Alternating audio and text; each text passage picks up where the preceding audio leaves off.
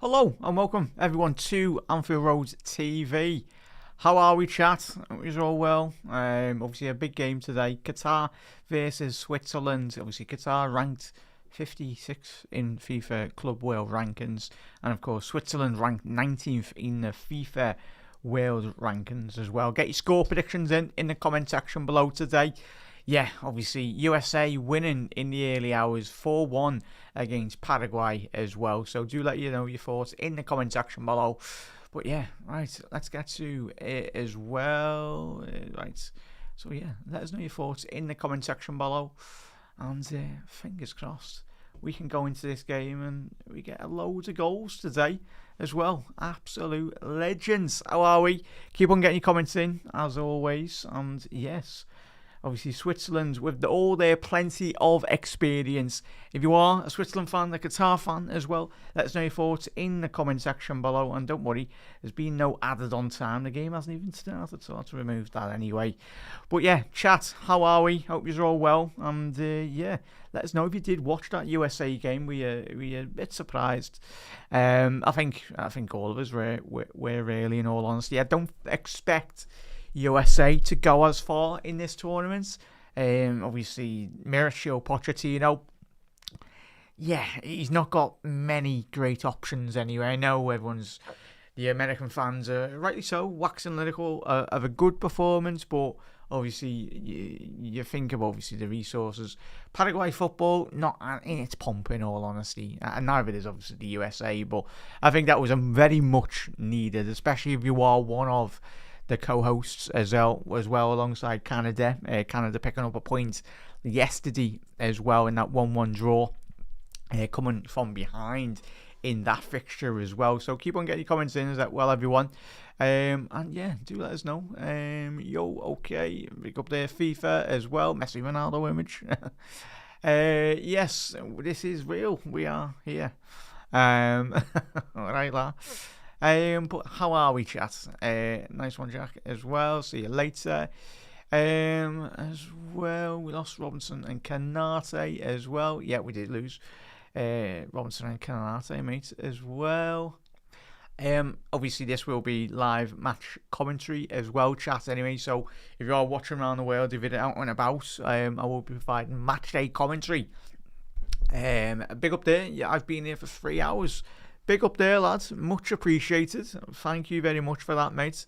As I said, very much appreciated. And yeah, hopefully today, big up there, Cassie as well. A couple of new faces in the comment section below. It hasn't started yet. Yeah, I do apologise, mate. There was some technical issues anyway, but we're all sorted. As you can see from the starting 11 on the bottom there anyway. Yeah, the starting 11 for both sides. I do apologise there, chat. Let's move that up there.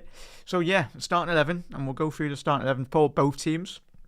A couple of names that you will be familiar to in regards to the Switzerland side. But again, as I said, with some of the other teams that we've commentated on, especially the South African side, obviously on your opening game night as well. Yeah, only Forster I was very aware of in the South African side. But yeah, there's probably a load of Qatari players. I don't know many of them, but you never know. If Qatar have a good run in the tournaments, then everyone will certainly know all about the Qatar national team as well. So, quickly rattle through the starting 11s. Obviously, it's going with Qatar. You've got Abduna in goal, Alqui, Miguel as well, Kadihi, Almin, Gaber, Mabdido, Lei, Junior, Aptegas, and Afif as well. Lead out, obviously, Afif, obviously on the left-hand side. It looks like it will be. Qatar setting up in a 4-3-3 formation as well. In terms of their coach, Julian Lopetegui, obviously former Wolves manager he was, former Real Madrid manager. In all honesty, I didn't know he was manager before we come on air. But fair enough. A very experienced manager who you'd expect will know how to deal with the type of environment as well, in terms of what's to be expected as well. But bear 1 second, so I'll sort that. Right, let's move that. So yeah, there we go. So yeah, chat. Let us know your thoughts in the comment section below. I'm looking forward as well to this game, and of course the big game tonight, which we will be covering, the Morocco-Brazil game, and we will be covering the Scotland game as well. 2 o'clock in the morning, we'll be doing that one, supporting the Scots. Hopefully they do well this tournament, but it will be fascinating how far all the teams really go, and especially Scotland. Would be nice to see them get into the last stages of the World Cup anyway, but only time will tell. And in terms of, obviously, Switzerland this afternoon as well, you've got between the sticks, Kobel, the back line. They are setting up in a 3-4-3 formation, it looks like. Zakaria, Akanji, Elvedi, Abdeshir as well, Frola, Xhaka, Rodriguez. And then the forward three is Vargas, Embolo, and Endoy as well. Obviously, Endoy does play for Nottingham Forest, obviously 25-year-olds. And obviously Rodriguez used to play for Wolfsburg. Where does he play now? I think he plays for Real Betis. The very experienced 33-year-old. He is predominantly a left-sided defender, a left-back, but it looks like he's facilitating in that position, but a bit more high up the pitch anyway. But yeah, and obviously Granit Xhaka, his move to Sunderland has been an absolutely fantastic move, in all honesty. He did win the Bundesliga title not too long ago with Bayer Leverkusen, and then obviously Vargas, is he still in the Bundesliga, but obviously he's playing for Sevilla now, the left winger. I think he was in the Bundesliga before that as well. And Bolo, anyway, playing at Rennes now. Obviously, very experienced, Bundesliga forward. Obviously, did play for Schalke, and obviously, Mönchengladbach, anyway. Spent 6 seasons in the Bundesliga, anyway, the Switzerland forward. But yeah, I thought he was still in Germany, even being honest. But yeah, obviously, playing in the French Ligue 1. 3 seasons at Monaco, and obviously this season he's just come off the best goal scoring campaign in his long career anyway. Obviously you have to go back all the way to his days at Basel. Obviously the second and third season in his career, he got 16 goals in the second season for Basel, and obviously 13 goals for Basel in his third professional career. But you're going all the way back now. Obviously 7 goals for Monaco the year before last, but for this season 34 appearances for Embolo, scoring 10 goals and 3 assists for the Switzerland forward. So seems to have come into a much better vein of form, in all honesty, than he has in other tournaments as well, chat. Just looking for my charger. Give me 1 second here, chat. I'll have to shoot off in a little second. Don't worry, stream's not ending, but... So yeah, there's plenty of experience within that Switzerland side, especially Granit Xhaka, and then Zakaria. I think is he still in Monaco? Yeah. Is Dennis Zakaria, 29-year-old. He is predominantly a defensive midfielder, but it looks like it might all change at kick-off time anyway. But yeah, he's very physical, very quick over the first 10, 15, 20 yards as well. But yeah, I'm a bit surprised that he hasn't been playing in that central midfield, central defensive position. But at the minute, it's got him set up, what I'm looking at anyway, as a centre-half. But yeah, and obviously Akanji, everyone knows his quality, of course, moving from Manchester City to Inter Milan. I think this is his second season in Italy now. Let's have a quick look at that as well. No, obviously just moved to Manchester City this season. Played a staggering 45 games for the Italian side anyway. But yeah, done well since his move from Borussia Dortmund to Manchester City. And then obviously it was a very clever signing by Manchester City. But yeah, obviously there's got so much quality, Manchester City, in terms of across the back line. Obviously, it looks like they're losing John Stones as well this season. And obviously, Akanji wanted certainly a lot more regular game time as well. Very competitive in their side. So, yeah, chat. Probably a couple of names just going on the bench in terms of Switzerland as well. They got Sau, as I said, Okafor, obviously another player that plays in the Premier League for Leeds United. So, yeah, a very experienced. I remember it was Liechtensteiner as well. I think back in the day when he used to play for Switzerland, a very experienced right-hand side defender as well. That's a throwback. Is Shaqiri in this squad, or is he not being included? I'm a bit chat. Shaqiri not included in this side? He must be injured, or did he just not get selected, chat? I'm a bit surprised. It's a bit weird having a World Cup side of Switzerland and Shaqiri not being in the side, even though he is about like 60, Shaqiri anyway. But yeah, I need to check that anyway. As I said, please don't be spamming the chat as well, everyone. So yeah, there we go. Nice one. They'll be live. We'll be live at, of course, 8 o'clock kick-off, mate. Anyway, I'll be doing the commentary. But as I said there, chat, it's going to be a fascinating game. 28 minutes and 54 seconds away from kick-off. Bear with me 1 second there, chat. I'll be back in a little second. Just going to get me charger.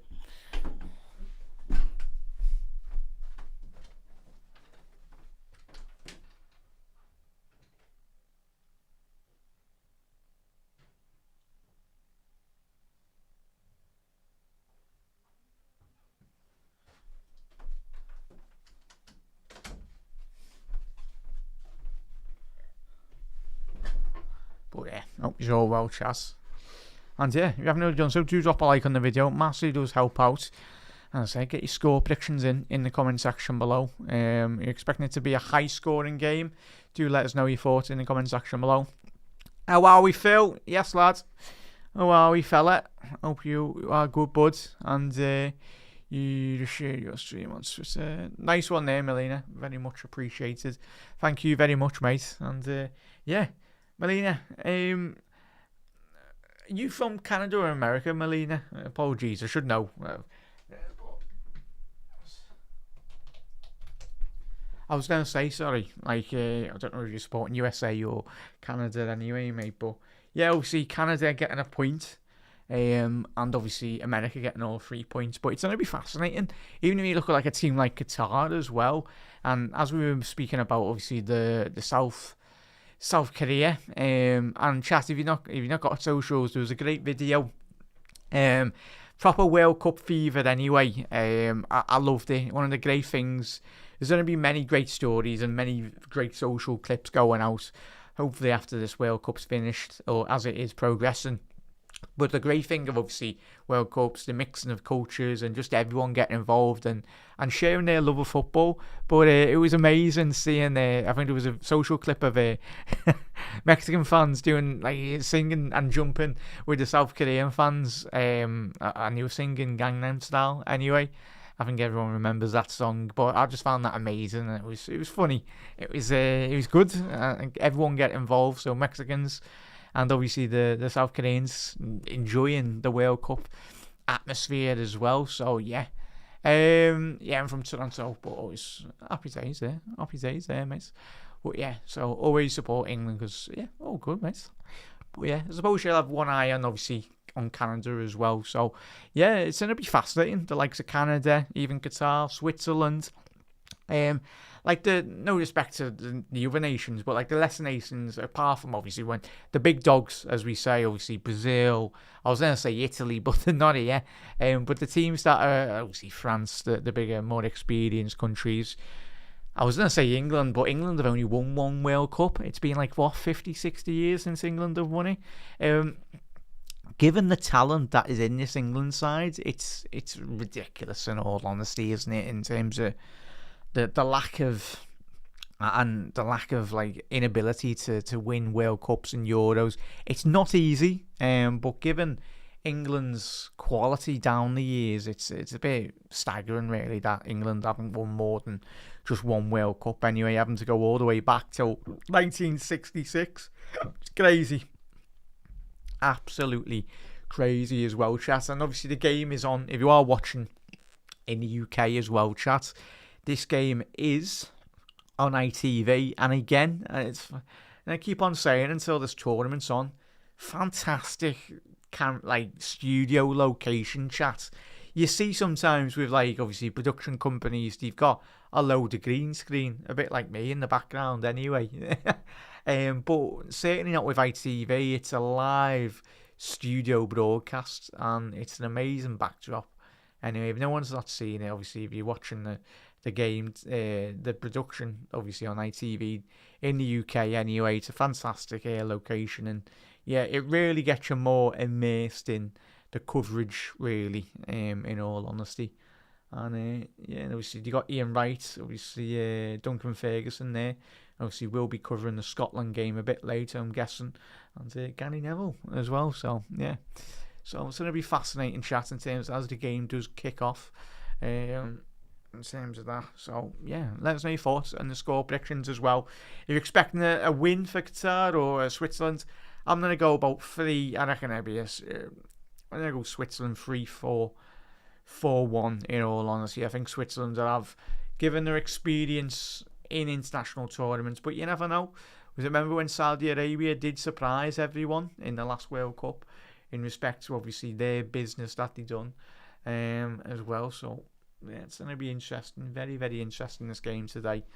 So yeah, keep on getting your comments in as well, everyone. Very much appreciated. We'll pick up there Phil, and pick up there Melina as well. And yeah, the games later today that we will be covering are obviously the Brazil game, Morocco. That's going to be very good. And of course tomorrow morning, obviously Scotland versus Haiti. Oh, obviously that's where's that game being held in regards to, is it Mexico or the United States or Canada even? Let's have a look, see where that game's being held. Yeah, United States. It's in Massachusetts.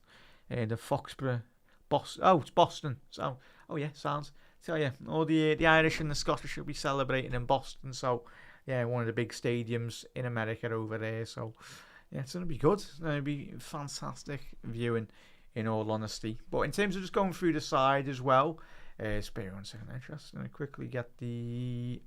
So in terms of just looking at the side, you're looking at players like Rodriguez, Vargas, Embolo as well. Very experienced, big, tall presence of a striker anyway. He'll be wanting to build up the play, especially when you got wingers in the case of Vargas and Endoy. 2 wingers that love to get in behind, stretch opposition sides as well. Big up there, Bonkers. How are we, buds? Hope you're well, mates. And chat, keep on getting your comments in. Yeah, I was going to say, chat, if anyone's watching that, then fair play if you are in the UK. If you, probably you'll set your alarm, but I was going to say, chat, I'll do the Scotland game, but I'll be fast asleep after that one of them being. I'll probably record the Australia Turkey game anyway. Should be a good game. I was going to say, Bonkers, are you staying up for that one, mate? Are you setting your alarm? But yeah, it's going to be a very interesting game, to say the least. I'd expect Turkey to win that, but yeah, Australia, the last couple of international tournaments, yeah, I was going to say, I don't blame you, mate. It's crazy o'clock anyway, unless you are in the United States or another continent with a much better timetable anyway. But yeah, it's gonna be interesting. So in terms of the games tomorrow as well, chat. Apologies, you haven't scheduled them, but I will schedule them for tomorrow. So we're going to be covering the Scotland game, not going to be doing the Australia-Turkey game, so apologies, chat. But we will be doing the Germany game versus Curacao, against Curacao, and then Netherlands versus Japan. I tell you, chat, that's well, for the Netherlands-Japan game, I was going to say we're going to have Endo, but sadly Endo is being ruled out, but I'm pretty sure they'll be around the sides, giving them experience as well. And Netherlands, so obviously with Virgil van Dijk and Cody Gakpo. And chat, if you did miss the latest Liverpool news show, we've done it before anyway, so if you're looking into some of the latest Liverpool news as well, do get involved as well in that regards. So yeah, chat, it's gonna be exciting. So that should be a good game, Netherlands versus Japan. And who's just checking in who's in their group? Netherlands, Japan. You got Sweden, Netherlands, Japan, and then you got Tunisia as well. So in terms of the other, so it's gonna be fascinating, chat. Don't be surprised if Japan pull well, not a surprise for me, because I think if anyone's watched Japan in previous tournaments, they really work extremely hard, work well as a team, as a collective, to put on a performance. A bit like the South Koreans as well. It was a couple of nights ago where we were watching that game, and obviously they were a much better side compared to the Czech side anyway. So yeah, it's going to be fascinating.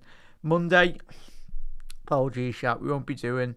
We might do the Ivory Coast Ecuador game, but certainly the streams will be back on the Tuesday as well, chat. So Tuesday we'll be covering France, Senegal, Iraq versus Norway, and probably what's the Wednesday night game? Yeah, we'll do the Argentina versus Algeria game.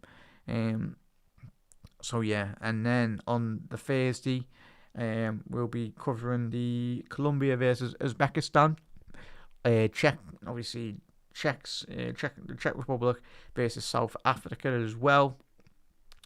And then you'll have Switzerland, Bosnia, and then Canada versus Qatar. So I tell you what, Thursday, wow, yeah, everyone's going, I'm going to miss all the games.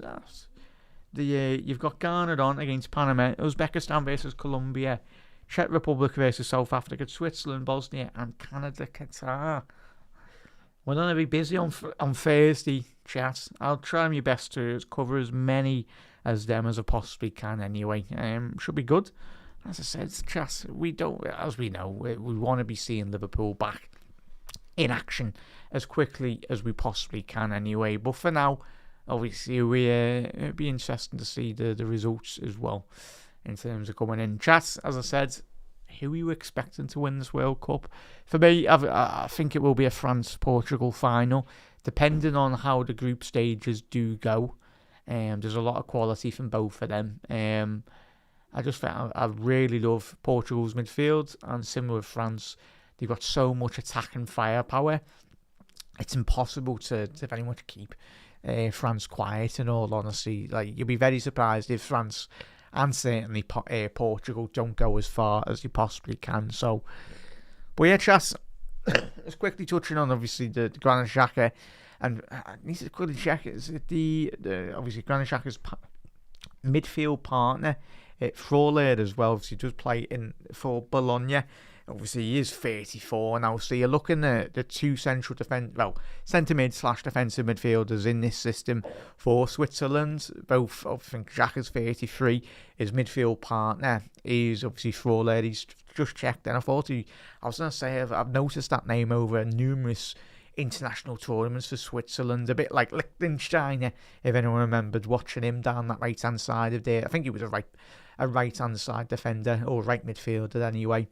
Did he used to play for Juve? I think back in the day. Or he used to play for Basel as well, I think it was. But a very experienced Switzerland footballer anyway. Chat, does anyone know if Shaqiri's injured? I need to find this out. Chat, apologies, I couldn't check now. But I'm just gobsmacked really that Shaqiri, hang on. Even though Shaqiri is old in his own right as well, is he injured? Even having him around the squad as well. Bloody hell. Yeah, he is injured. Because he retired. Oh, he retired. Oh, there's me chatting. What am I chatting? Just seeing here, everyone's searched. I've just literally searched, why is Shaqiri not in the Switzerland squad? Yeah, isn't part of the Swiss team because he retired in 2024. The 34-year-old is still playing. I was going to say, that's why I'm a bit surprised. I've only just known he'd retired as well, chat. Yeah, Shaqiri is retired, chat, but he's only 34. But he retired in 2024, so he retired when he was 32 from international football. Fair enough. But yeah, I was going to say, he'd walk into that, like the bench at least, if he was still playing, because, yeah, bit mad, in all honesty, chat. Because I think it was last season. Was it last season or the season before? I think it was the season before where he helped Basel to the Switzerland League. I think it was the first season he played for them. And I swear he got like 35 goals plus about like 15, 20 assists in his return back to Basel as well. everyone was loving him. I remember him doing the celebrations on the balcony as well. Aiden Shaqiri. So yeah, I'm a bit disappointed. It's a bit weird. That's when you know you're getting old. Obviously, no Shaqiri. He used to, I think it was a couple of tournaments back where he scored that overhead kick for Switzerland. He scored one of the goals of the tournament anyway. So yeah, it is going to be fascinating chat. Big up there, Daz. How are we, lads? How are we, fella? Daz, I hope you're well, mate. Do you think Ali starts tonight, Jack? Yes and no, mate. Let's have a quick look in terms of the... he should play, mate, barring any big injury, in all honesty, mate. Let's have a quick look. See if he's where he is up to in terms of his fitness. So in terms of the... let's have a little look. He's predicted to start for Brazil, chat. But barring any build-up, touch wood, he doesn't get injured. But yeah, it's going to be fascinating, that side for Brazil, Daz. You're looking at that, obviously, Alisson, Marquinhos, Gabriel, Casemiro, Bruno Gomes, Paqueta, Vinicius Jr., Cunha, Rafinha. Yeah, they've got a lot of strong players. It's 2026 and Alexandro's still getting a game of football. How old is he? Yeah, he's 35. Surely there must be a better Brazilian left back than Alexandro, man. It's mad, innit? Obviously, and then obviously you got Danilo, the former Manchester City player. Well, he played for City for about 6 months, didn't he? And then he got sent back to Juventus, I think. It was in that deal with him and, was it Cancelo? There was a swap deal or something going on back in the day. But yeah, again, Danilo, the right back, he's 34 as well. Like, I think my generation, when we were younger, everyone grew up watching Dani Alves and Marcelo. And even before that, you had Roberto Carlos, and Cafu as well. And then even before that, you're going back to the 50s and 60s or whenever Carlos Alberto used to play anyway, obviously the defender. Now we're going well back anyway. Carlos Alberto, World Cup winner, of course. And then you're going further way back. You're going to Pele, Maradona, Garrincha, Jairzinho, Zico as well. Legendary figures for Brazil. So, yeah, it's a bit sad, if I'm being honest, chat. You're looking at that Brazil backline, and for one thing that Brazil used to pride themselves on was... well, they still do, but sadly they haven't got like Cafu and the lads at the back anyway. But flying fullbacks, it's just a bit strange seeing Danilo and Sandro. There was a generation that those two lads they wouldn't even get onto the bus as a squad because there was so much stacked with talent. So yeah, I think he should be playing tonight. Let's have a quick look in terms of their squad for Brazil. Maybe 1 second there, chat. Need to see who their other goalkeepers are. So you got Weverton, the Gramero goalkeeper, and then you got Edison. Yeah, well, was it Dunga, the Brazil coach? Whoever the last Brazil coach that was favouring Edison over Alisson. Yeah, heads gone. Give yourself a wobble. The previous managers, but it's good to see Brazil have got an actual coach that knows a thing or two about winning trophies as well, and I'm pretty sure, yeah, well, no second guessing it. Carlo, he knows who the better goalkeeper is between Alisson and Edison. It's going to be Alisson Becker. Anyway, just looking at their bench as well, like Brazil haven't got many defenders. Chat. Looking at that, Marquinhos, Gabriel. Yeah, it's a sad state of affairs looking at that Brazilian side though. But yeah, they've named about about 20 attackers, which is understandable. That's the way their strength is as a team anyway. So yeah, it's going to be fascinating, chat. I'm already looking forward to it. I know a load of you are Brazil versus Morocco. And even Morocco have done really well.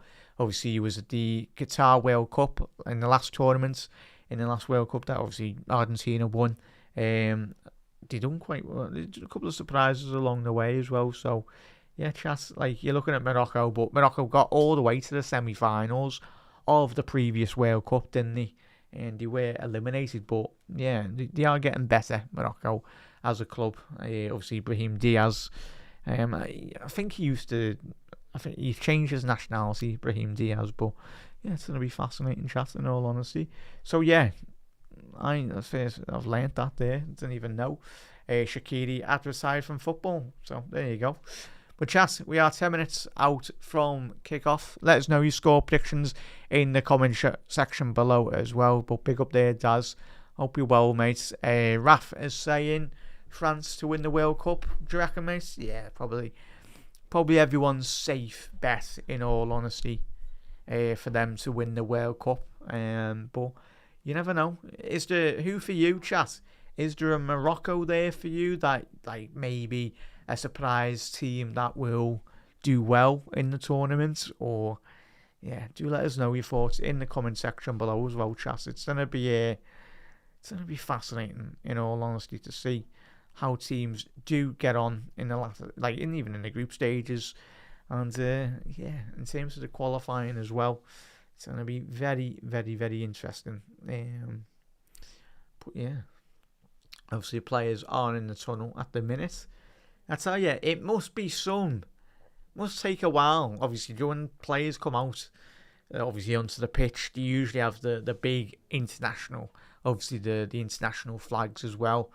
I tell you, they must cost a couple of bob. Certainly do, to create. You do wonder where they end up going, chat.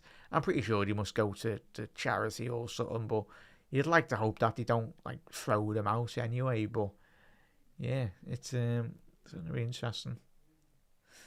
So I say, need a big warehouse to keep all those big massive flags anyway. Certainly some fellas not to be sat. You never know, he might put it on his house or whatever, but big massive Switzerland flag in his back garden. Then have to have some big garden for that. But chat, let us know your thoughts in the comment section below. Happy days there, Taz. Good to hear, fella. Good to hear. Good to hear indeed. If you haven't already done so, chat, do drop a like on the video. Massively does help out. Hit that subscribe button. I know we are a Liverpool channel, but we'll be covering as many World Cup watch-alongs and World Cup action as well. And of course, you have on some days as well, you have your daily Liverpool shows. When I'm free, we'll do shows about Liverpool as well. So, yeah. And thank you very much, everyone, for tuning in. I'll tell you what, it's a nice Switzerland. Is that their training top or is that their actual kit? Tell you, chat, that's a nice. If no one's not seen, it's a white with like a camouflage, like it's like the yellow luminous colour as well. But yeah, interesting. It's a nice little kit. Fair enough. So.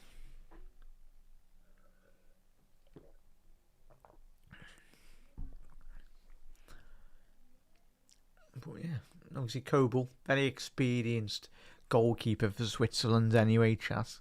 Obviously, I think he's still the Borussia Dortmund goalkeeper. Obviously, he did take over Jan Sommer, not just at club level, but of course at international level as well. And is Kovac the Switzerland manager? Hang on, is he Switzerland manager? Completely missed that one as well. There you go. Is Kovac the He's going to check that. Yeah, he must be. Fair enough. Not Kovac. Martin Yikin. Martin Yikin. Yeah, I'm getting. It looks similar to Kovac, the other manager as well. But yeah, fair enough. It's the grey hair. It's the grey hair. I thought it was as well. Obviously, Julian Lopetegui, Qatar manager. But he's got a wealth of experience that certainly will provide Qatar with much needed experience. But I do, especially the pace in the attack that Switzerland do have, it's going to be interesting though, not just for Qatar, but any teams that are coming up against Switzerland in this tournament, even to the latter stages as well. It's just about getting around Freuler and obviously Granit Xhaka, not the most mobile of midfielders, because you could imagine them coming up against a team like Portugal, obviously with Vitinha, João Neves, like they trickery and but yeah, it's going to be very interesting. Obviously, the latter stages of how Switzerland are to go further into this tournament, then I think if you were into the knockout stages, post the group stage. It's going to be fascinating, that midfield battle as well. But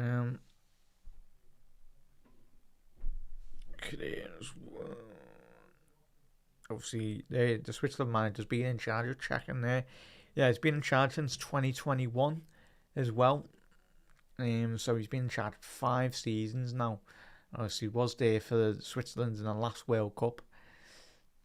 But I think it did disappoint for me in the last World Cup anyway. But yeah, very experienced manager. Obviously, managed in Sion for Sion, and then a couple of them, just having a little look on some of the notes here, Basel and Turin. So yeah, not really much big club experience. Did play in his career in Basel, Fenerbahce and Grasshoppers as well, and did feature 31 times for his national side. The Switzerland manager anyway, scoring 3 goals. So yeah, between 93 and 2005. So yeah, Murat Yakin as well.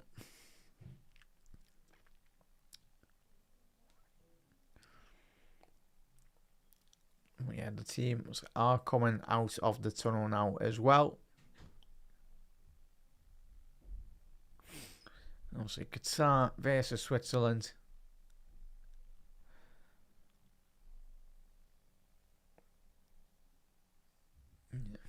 That's on. Which has to drop a like on the video as well, everyone, if you haven't already done so. Wigs, lad. How are we, lad? Familiar face. How are we, lads? Oh yeah, nice one, chat as well. Thank you, everyone that popped in and said a happy birthday on the last stream. Yes, it's chat. It is my birthday. Closest to me bus pass. But how are we, Wigs? How are we, chat? Hope you're all well. And yeah, if you've watched any of the World Cup action, let us know how your thoughts, really, in all honesty, on the performances that you've seen.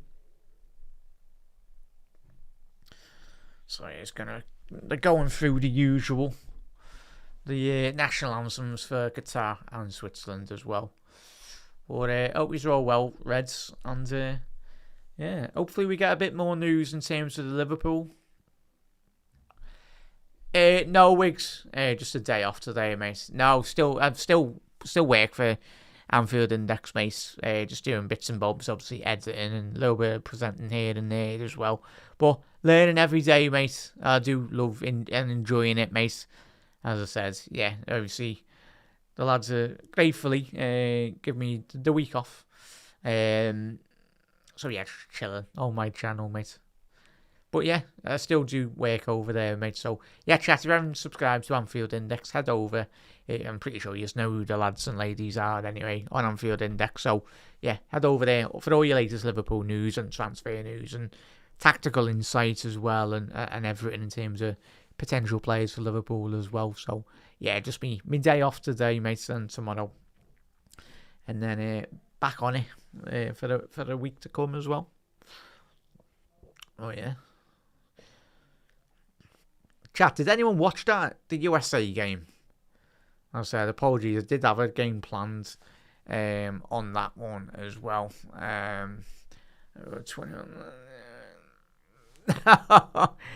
Wigs, you're missing another 10 years off that, la. 10 years. Yeah, nice one, la. No, 31, lad. I am. Time flies, mate. Yeah. Nearly there, but yeah, 31. As hell. Doing good just to have as little hair as I possibly have on my head anyway, but yeah. But as you can tell, the hairline is going back ever so slightly every single day anyway. But yeah, I have to start combing it forwards more than sideways. Oh, yeah, go to a little trip to Turkey and get a hairdo anyway. Get that sorted. Oh yeah, 100%, mate. Yeah, 100% that. Especially after this season, chat as well. Yeah, an awful season watching the mighty Reds, wasn't it? Yeah, I'll be covering that, mate. Apologies, chat. It's not been scheduled We'll be covering that at 2 o'clock. Scotland. Sorry. But yeah, come on the Scots. They're the team I'm supporting anyway.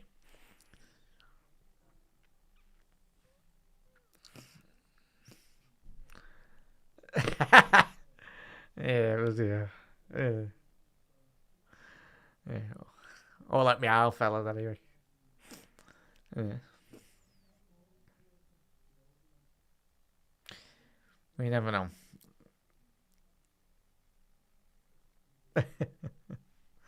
Yeah. All good, lad. All good. But it was all well, everyone. Chat anyway. Where's he been up to? And bear with 1 second there, chat. I'm going to quickly get a drink. But hopefully we do get some goals as well. Yeah. So chat, I'll be back in a quick second. Just going to get a drink and then, yeah, we'll be... I've only just noticed, why are we getting an advert? Why are we getting a commercial break when they're just about to kick off?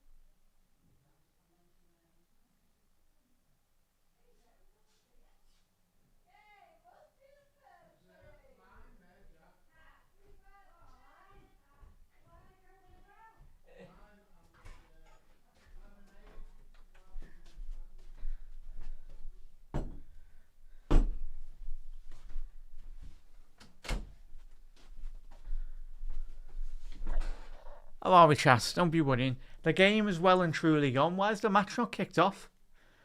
It's meant to be an 8 o'clock kickoff, isn't it?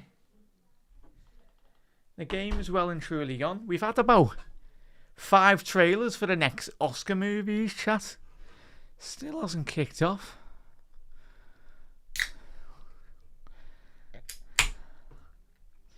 Football in the States, eh? That's one thing I was living in within the States, chat. About 50 commercials on your TV show that you're trying to watch. No.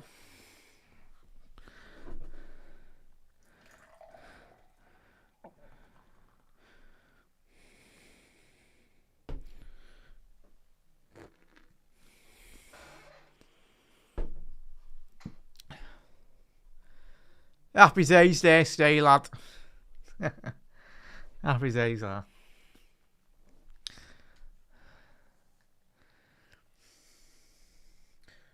We're all young at heart, chat.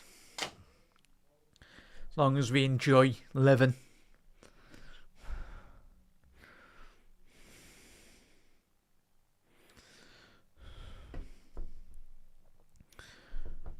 Well, finally, we're going to be getting kick-off.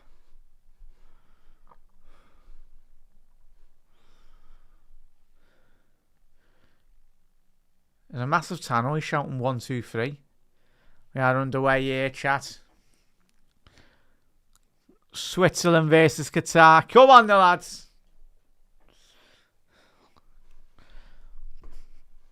Evening, Jen. Evening, mate. If only. Yeah. If only, lads, anyway. Would have been nearly there for a while, mate. Yeah. Ball over the top here. Switzerland are in. And Bolo. Shot blocked. Afif. It's a foul, that, really, isn't it? Obviously, Switzerland shooting from left to right and Qatar from right to left. Big up there, Polo. How are we, mate? How are we, buds?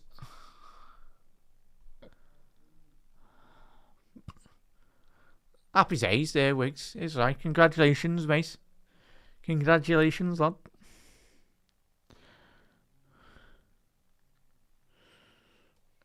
But, yeah.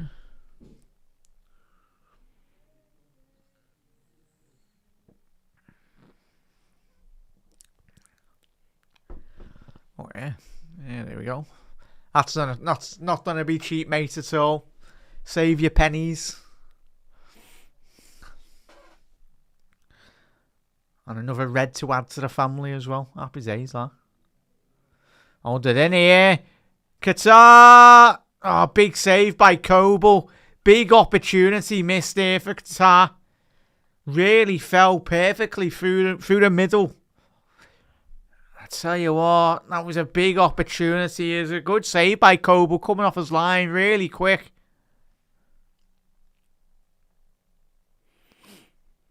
Happy days, lad. Happy days. Big up there. Arav. Big up there, buzz. Yeah, it's live now, mate. We're just doing a commentary. As I was saying, obviously, if you are in the UK, buzz, it is on ITV for anyone watching. If you want to watch it along as well.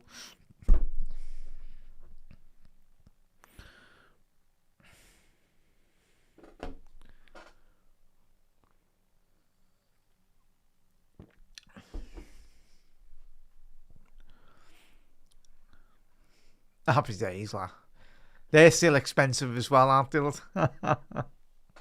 Or just any kits anyway. Yeah. That gonna be a foul? No, it's offside there, chat. But yeah. So quickly check on social media, chat, because I know a lot was popping off before we come on air in terms of a little bit more on Gakpo and Barcola. Let's have a little look.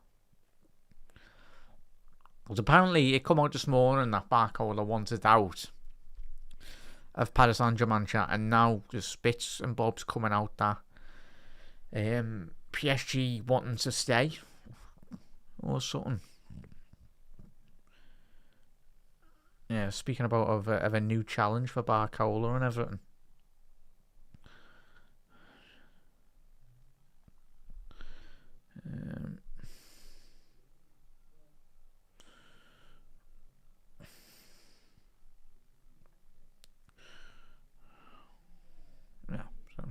Yeah, so bit up in the air in regards to Barcola chat. So Switzerland's on the right hand side. Zakaria. He's been a bit everywhere down this right hand side for Switzerland.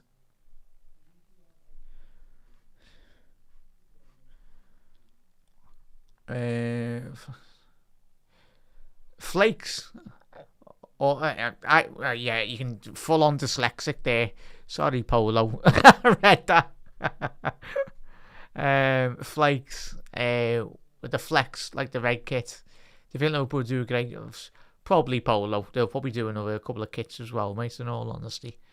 But yeah, as long as it's not another green one, Polo, that's sound. Because I have to get a blue screen for the background anyway. It's a nightmare if you're trying to wear. If anyone uses green screen, you'll know that. If you're wearing any green, you turn into Harry Potter, mate. But yeah, so it's going to be one of them. Sengane, proper game. And they're in here, Switzerland.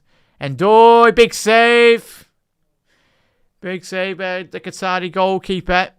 Fine save, down to his bottom right there, and there's a Qatari centre-half down. Don't think there was too much contact, but Endoy down the right-hand side. A fantastic spot out by Granit Xhaka. Good shot off. Comfortable for the goalkeeper. It was low down to his right, but wasn't quite too far in the corner. But yeah, how are we, Chen? Big up there, big 6 months. Big up there. I think it's Months, innit? I was going to say Months or any of the lads. But nice one for tuning in, mate. Or any of the lads that are on. They might be on the accounts anyway. But nah, you and the lads have been putting in the work, mate. And it's been good to see you and the lads grow your channel. And yeah, I think if it is Months, I've seen you on telly as well. I think it was this guy. And but keep up the grind, lads, anyway. And you're doing well. Keep on doing what you're doing, mate. You're doing well. But nice one for popping in, mate. Much appreciated.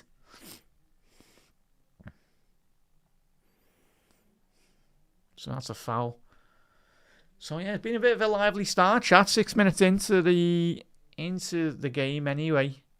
Switzerland have had the better of the possession. Obviously, that just big opportunity there from the Nottingham Forest winger anyway. Yeah, no, sorry there, bud. I checked that chat before. Here's me. I literally searched, is Shaqiri injured into Google?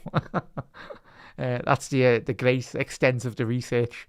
But yeah, I thought he was, I was going to say, where is he? Because I checked before, he's only like 33, 34.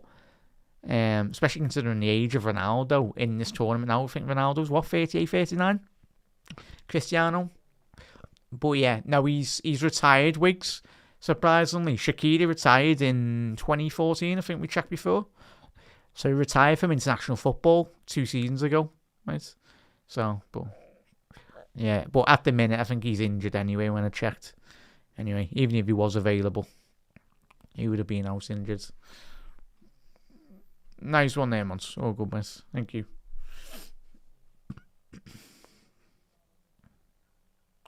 And I say, Mons, you were right. Bud, weren't you? You were saying from the very long time anyway about Arne Slot, and it's I suppose like you, mate, and many Liverpool fans, when we all want to be proven wrong, don't we? We want the team to turn it round, but as you very from the outset, really, mate. A lot of people were going at you, but at the end, Liverpool weren't playing good football, were we? So.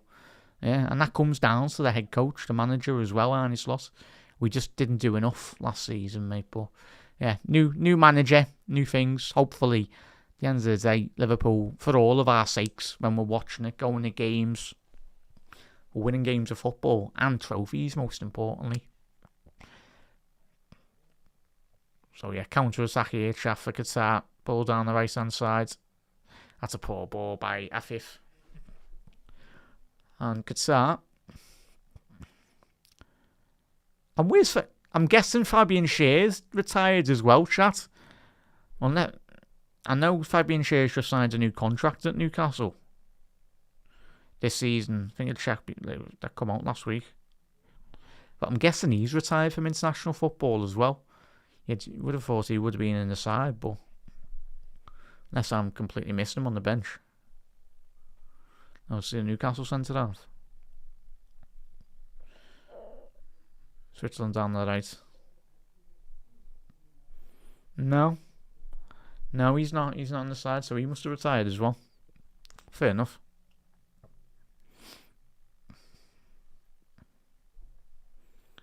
I guess. Oh, lovely pick out for Switzerland. Over the bar, Vargas with a lovely pull back there. Endoy, the Forest forwards, should be putting that into the back of the net in all honesty. It's a lovely overlap and run. Rodriguez picked him out perfectly and played of his ability. Should be at least hitting that on target. On the edge of the 6-yard box. Blasted that into the OZ. Unlucky there, lad.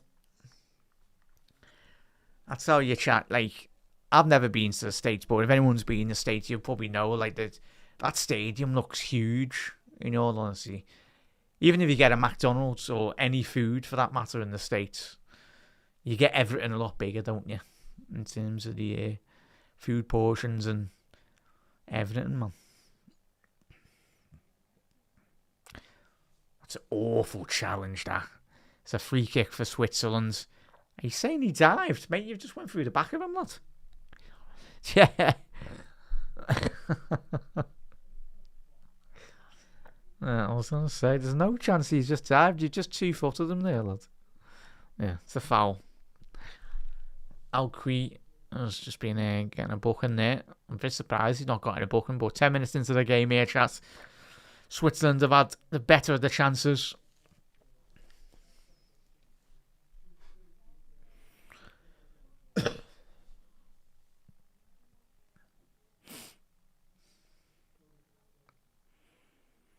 So, that'll be an in-swinger here, down the left-hand channel. Endoy, 25, 30 yards from goal, left-hand side at the penalty box. So, it's a right-footed on this, so it's going to be an in-swinger, but you'd expect him to go for a shot on target here. Favours a right-footer from this angle. He has done. Oh, it's a big save. Thankfully for the Qatari goalkeeper, that hasn't deflected from either side of him. Took us, I tell you what, one of the defenders took the sting and pace out of that ball, really, stopping it from going on target. Helped the goalkeeper for that matter. Really good, man.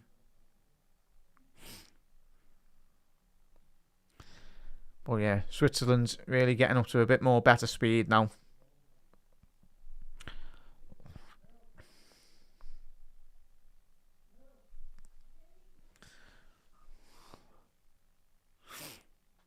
Ball down the left. Vargas going to get that second ball now. It's going to be another corner. Oh, no, it isn't. He's kept it in there. He's done well there, the Qatari defender. Again, a ball pumped long.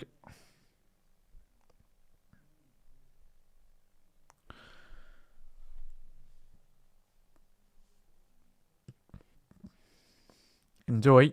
Off the right-hand channel now. Ball on the overlapping position here. Little give and go. Poor ball there. Poor ball. Didn't quite get the right connection on that.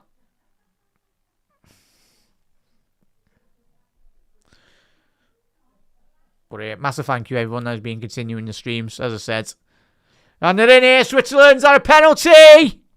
It's off the bar, but it is a penalty for Switzerland. Tell you what, goalkeeper's absolutely supermaned him there, lads, in a bit. Hopefully the Switzerland player's okay. And the goalkeeper as well. It's a huge collision. But the Qatari goalkeeper completely cleaned out the Switzerland forward. That's the most bang-on penalty with any of us have ever seen. Yeah, he's going to be onside there. Qatari centre-half, keeping him on. Oh, yeah, no, it's going to be getting disallowed there, chat. But the goalkeeper's been saved there. But it's a fantastic defensive line by Qatar. This penalty should be getting disallowed. But yeah, hopefully the goalkeeper's okay, because that is some clash and coming together inside the 6-yard box. But I think this goal should be getting, penalty should be getting cancelled, and should be a free kick to Qatar in their own penalty box here, because that first initial flick down, yeah, Granit Xhaka getting absolutely bulldozed there into the 6-yard box by the goalkeeper. Caught him with his shoulder, but hopefully the keeper's okay. But yeah, chat, this should be getting turned over for the free kick for Qatar. Because it was offside. Because the Switzerland player, it was a full-back anyway, headed it down. And Granit Xhaka was just millimetres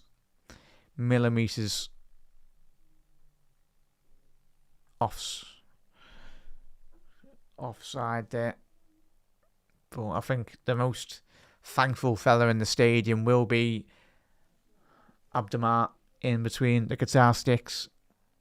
Yeah, it will be a free kick, yeah. I think it's been confirmed, is it? Yeah, come on, referee, what are you doing?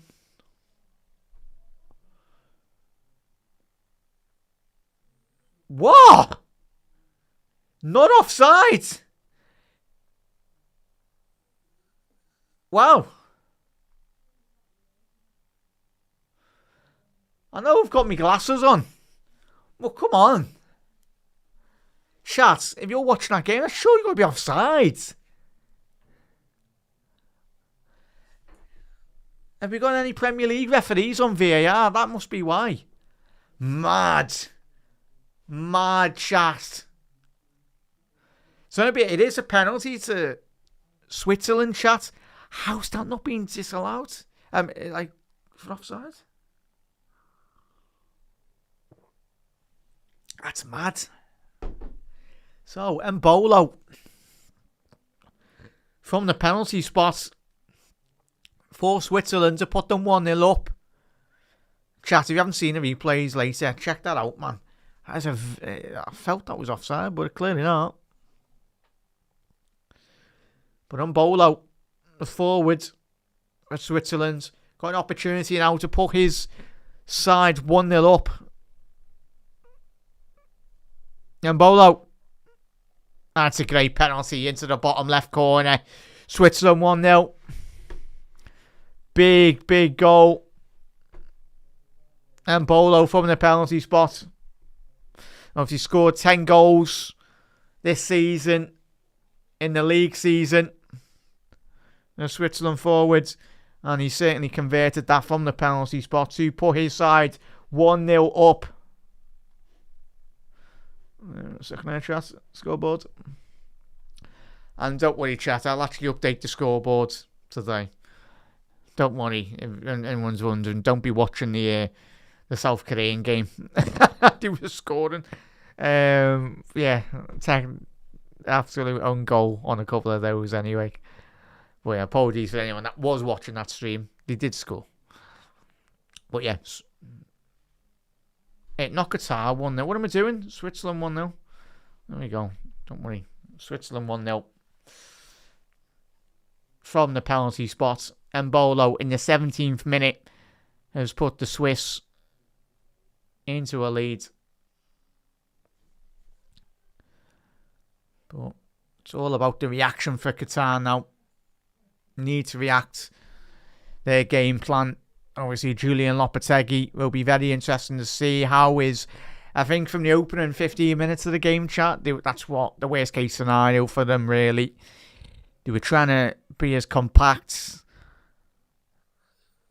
centrally, and try and limit Switzerland to not many opportunities. But prior to even that penalty decision that was given, Switzerland were eventually getting into good patterns of play, more possession, and more of a cohesive understanding with each other. The gaps were opening up for Switzerland as well. Yeah, they did do, Steve. You done well, mate. Big up there, Phil. So the ref ignores VAR. That's mad, that, isn't it?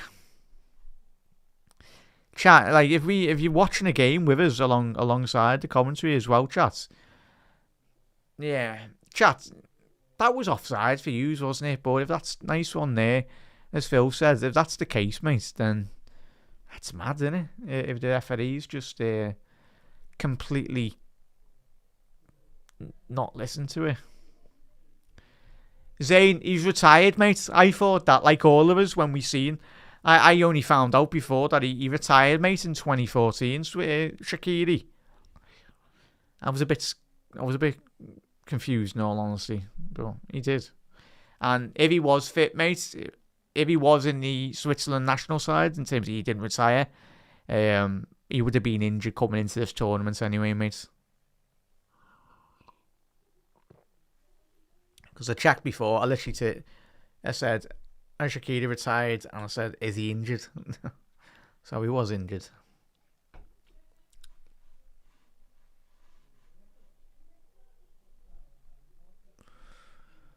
Yeah, big up there. Rob. Because I don't know if I like to beat Switzerland. Certainly don't, mate. Or the quality, really. But you never know. We have been surprised in some international tournaments. Remember Saudis beating Argentina on game week 1 or match day 1 of the last World Cup. Switzerland are in here. Big save by Abadida, sorry. I'd say, again, Switzerland knocking on the door again. Big up there, Raf. What do you make of the Alisson comments? I believe he was injured or not fit. But Ancelotti said different at the time. Just feels a bit crap. And as I say, Liverpool's bread and butter. Yeah, as I said, mate, I think I mentioned it yesterday on one of the shows, mate. I wasn't too fussed, but I can understand that where other people are saying they were a bit disappointed. I can get from both angles. Yeah, I think he's had a big, similar like Mo, mate. I think he had a big falling out. Not that it was that we know anything, but I think he might have had a big falling out with Arne Slot, Alisson Becker. Obviously, he's one of the big figureheads in that Liverpool dressing room. He's the father of the group, isn't he? He's the wise head. He's been there, done that. But yeah, at the end of the day, Raf, as long as Alisson is fully fit, yes, ideally we could have done with him. Obviously, the last game of the season, he played for Liverpool, but... And the thing is, yeah, and as you said, maybe Liverpool is bread and butter. Liverpool pay his wages, but I think, yeah, it was just so toxic at the end of the Arne Slot era, wasn't it? I think a lot of players are just fully fallen out with the Dutch coach. But yeah, well, how did you analyse that, Raf? Let us know, mate. And say, what's your analysis or view on that, mate? But yeah, I wasn't too fussed, mate. As long as Ali's fit for next season, and that is the first yellow card second yellow card of the game, sorry. And it's gone to the second Qatari player, so it has to be in the right back. Alqui. Yeah, complete bang on yellow cards. Obviously, the Qatari goalkeeper, so that's 2 yellow cards now for Qatar. Got to be very careful that...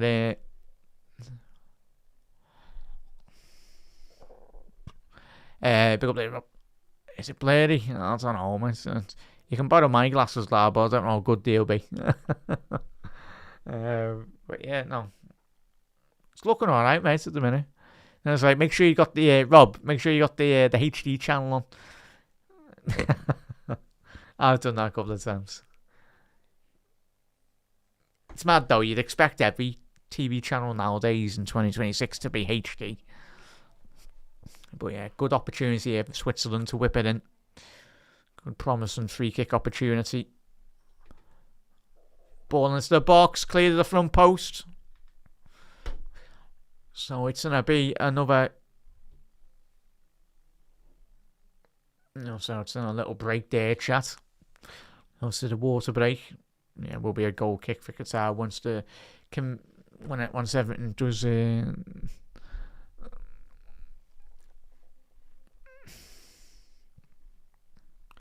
But yeah, Zane, he retired, mate. But yeah, just feel a bit weird, and a World Cup comes around, and there's no Aiden Shaqiri, sorry.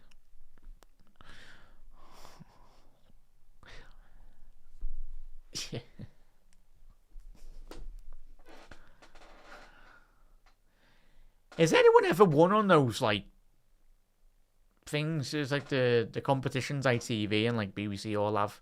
There's, like, text in, and for, like, $2.50, you can be put into a draw.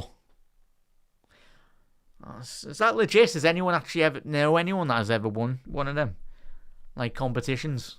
It's like it was those adverts you see on social media as well. Oh, you can win this multi-million-pound house if you sign up, and yeah, okay. Oh, like, you can win this house for £1. Yeah, okay, lad.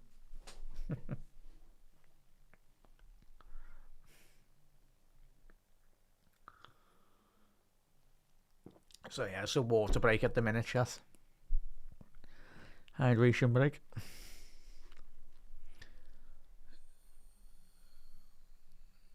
Yeah, big up there, Phil. Yeah. No, what was mad though, chat? Was it last season? Yeah, Embolo, chat. If you're wondering who scored, it was Embolo for Switzerland from the penalty spot. A very dubious offside, in all honesty. Let's have a little look at this replay.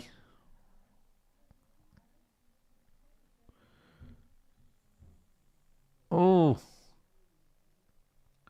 He looks offside in that angle. 3D map on the players.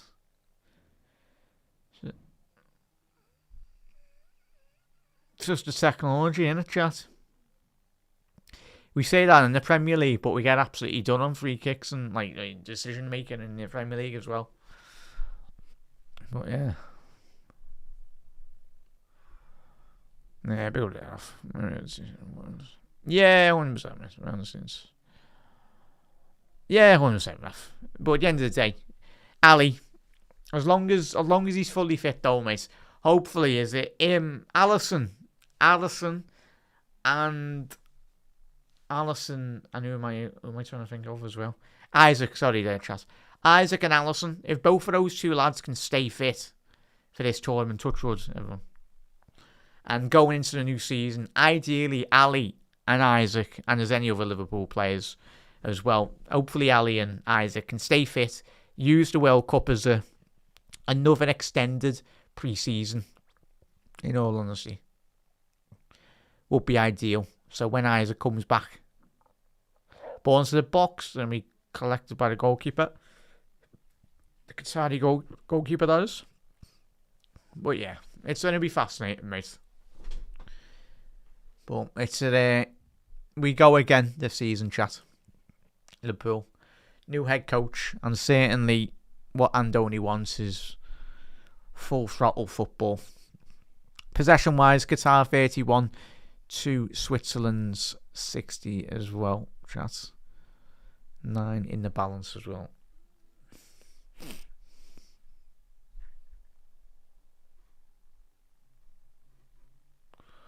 Yeah, do drop a like on the video as well, chat. Be very much appreciated.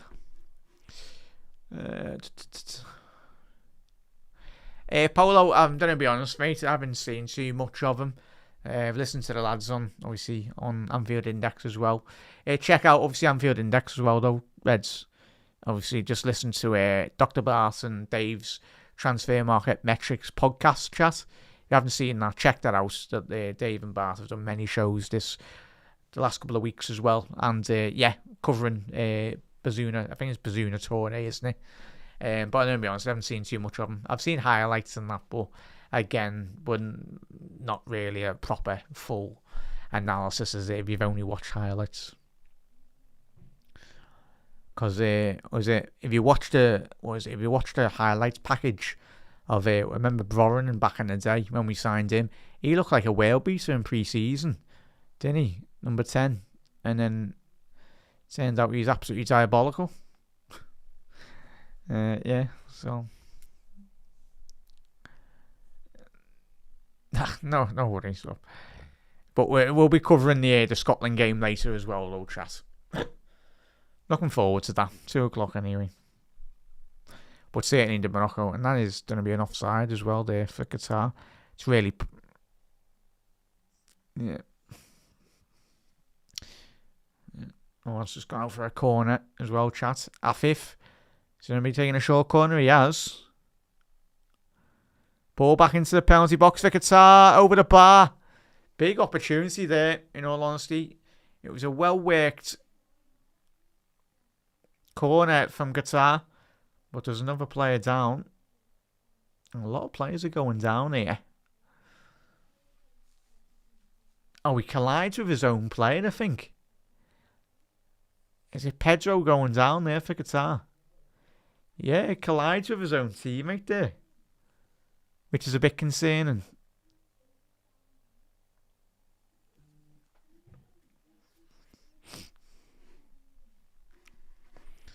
But yeah, chat, we'll be covering the Morocco-Brazil game. I think all of us are looking forward to that, aren't we? Later. That game should be a really good game, man.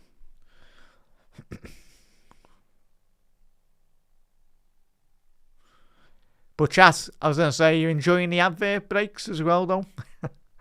What was it? There was a delay in the kickoff of today's game as well, chat, because there was a million adverts. But where was it that I seen this week? Yeah, that was it. Apparently, in one of the games that we were doing, one of the watch-alongs, it was like 2 nights ago. Apparently, it was a delay in Joe. You were having the water break or the getting all the energy and like everything. But they had to delay that because there was apparently adverts on Paramount. So like they couldn't continue the game because there was adverts still going on. Could you imagine on the Premier League? Well, it wouldn't happen in the Premier League. That's mad. Like, it's mad how, I suppose, obviously, the adverts and how much money gets pumped in. But I find that madness, in all honesty.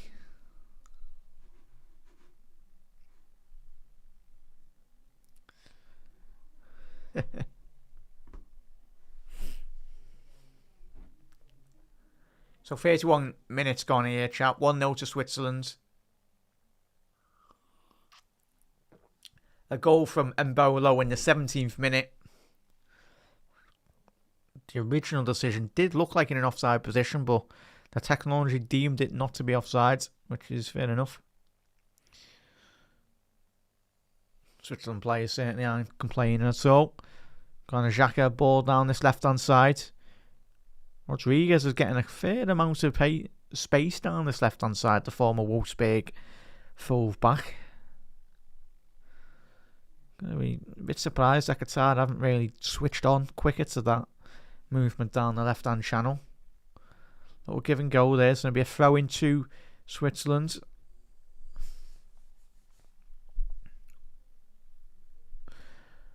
But in terms of the table and the standings in Group B, obviously Qatar and Switzerland are in Group B.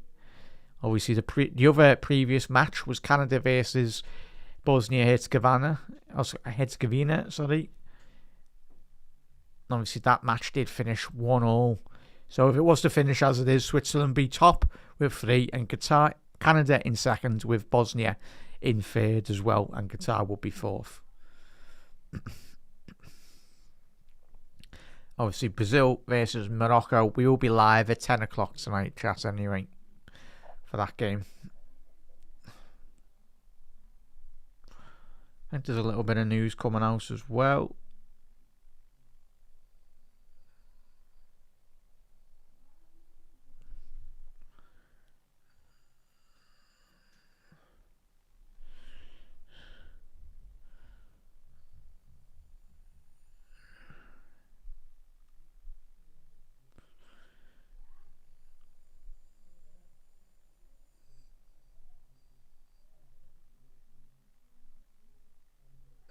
But yeah, sorry there, chat. I was just checking. All the focus, by the looks of it, looks on. Yeah, sorry there, chat. I was looking off camera in terms of the news as well. Apparently, the focus for Liverpool at the moment, in terms of transfers, is on Yan Diomande at the minute. And Alex Krug has just tweeted saying that apparently the rumours or the news coming around Cody Gakpo are wide of the mark. That is coming from Alex Krug of TalkSport, journalist of Cody Gakpo. So it looks like he might not be leaving. Cody. Chance to drop a like on the video as well. Massive helps out. Ball down the right hand side. And Bolo. Switzerland really moving the ball around a lot more quicker, a lot more crisper. Really growing in a bit more confidence, a lot more swagger as well. And Bolo back into a centre half, little back heel there. Enjoy. Is that going to be a corner? Oh, it's going to be a goal kick there. I tell you what, that's a great build-up play by Switzerland. And Bolo done really well in terms of backing into a centre half, creating that space for Endoy to really trying to generate, seems to get a shot off there, but just dragged it wide there, the Forest forward.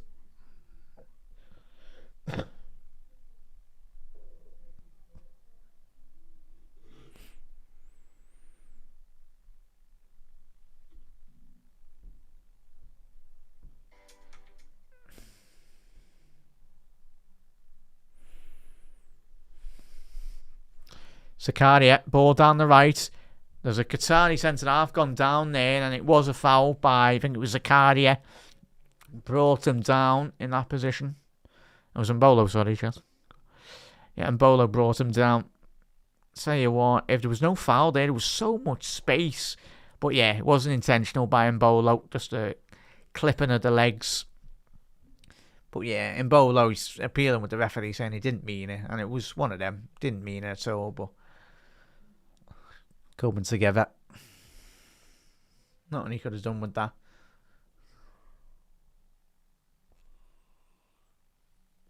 I tell you what, it's a big ass TV down in it in the stadium. Chat, I'm guessing, is this an NFL stadium? I'm guessing the majority of these stadiums are all NFL, aren't they? I'll be very surprised if. But yeah, this looks like an NFL stadium, especially like the telly that size. It's a bloody 500, not even 500, probably 2,000 inch TV there in the corner of the ground. Not the greatest of clearances here by Qatar, but he is in an offside position there.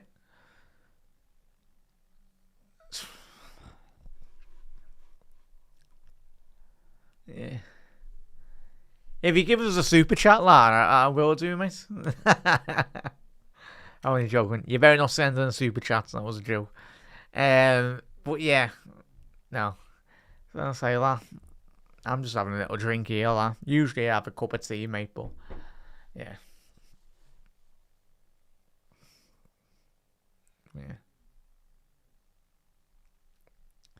Yeah, 37 minutes gone here, chat. You'd like to think, from a Switzerland point of view, they'll be hoping to get another goal just before half time. Mexican wave going on here, chat again.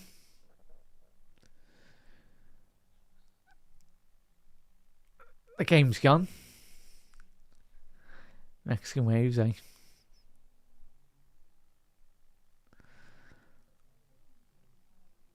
That's going to be a goal kick there.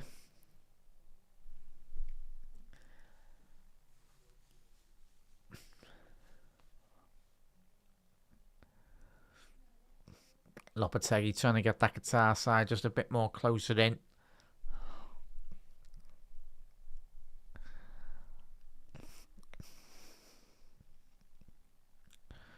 Long searching ball down the right hand side. At the minute, I haven't seen too much of Qatar at the top end of the pitch. It's been really controlled effort by Switzerland at the back, really limiting them to not many opportunities. But as I say that, going to be a quick throw in for Qatar. But I tell you what, Coble had to get off his line very, very quickly there. And as soon as I was saying that, was nearly sneaking in the back behind the goalkeeper.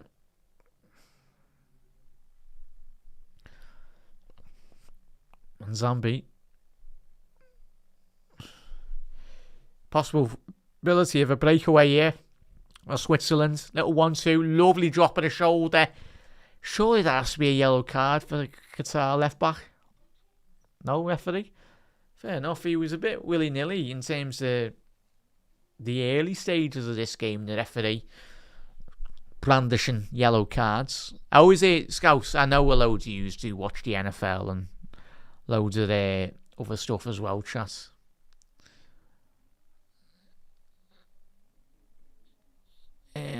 I'm not too big in the NFL, mate. Is it the 49ers stadium? Fair enough, mate. I'm going to pretend like I know. Are they an NFL team? Or basketball team? I'm guessing they're an NFL team. Are they any good? The 49ers. I just find it a bit mad though in some American sports. You don't have relegation, do you? I find that mad. But like a glorified Super League of all the big teams, isn't it?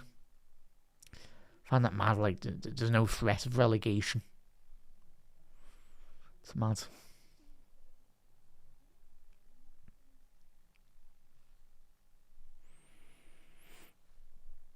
We have Switzerland down the right hand side here. 5 minutes left to go here, chat.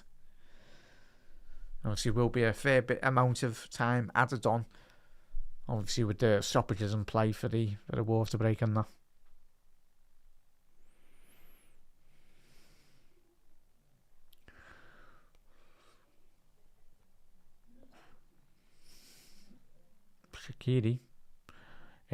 Granit Xhaka, sorry.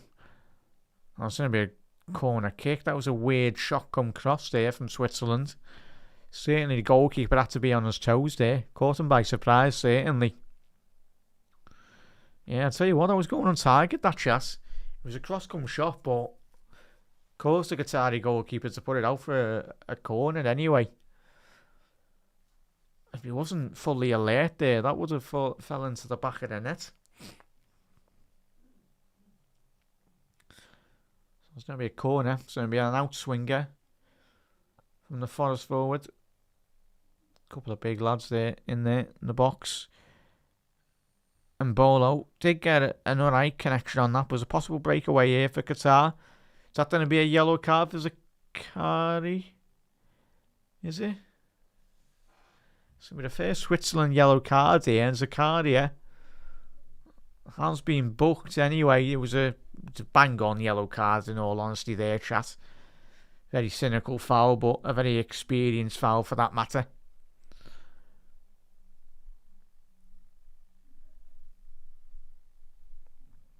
As I said, more of a defensive midfielder, but he is doing a job for Switzerland at the minute in this tournament so far.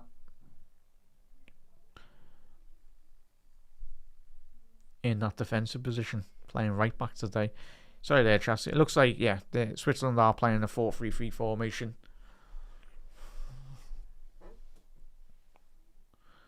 Freuler and Xhaka. See Zakari down the right hand side as well. Down the right hand side. Bit of space here. Junior, big opportunity for Qatar. The space opened up, surprisingly. But Junior there couldn't quite get the right connection on that to divert that into the bottom corner. But I'll tell you what, that could have took a wicked deflection. But Zakaria just about got a little touch on that to take the pace out of it. It's a corner here for the referee. Not for the referee, for Qatar. I only said that for the referee because the lino was having a full-on convo with Afif. He's having a laugh.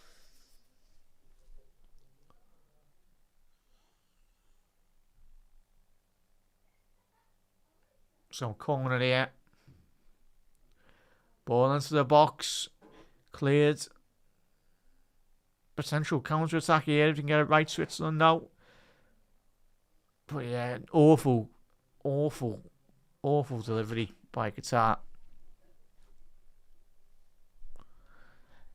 Yeah, you'd think so, Zane. You'd honestly think so.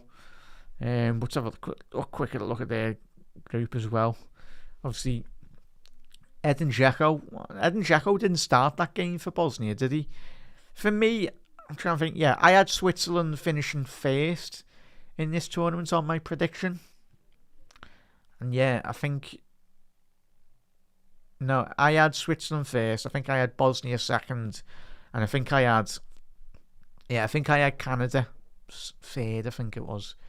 But chat, if you're new to this World Cup format anyway, especially for this World Cup, obviously more teams have entered the World Cup than other previous tournaments as well.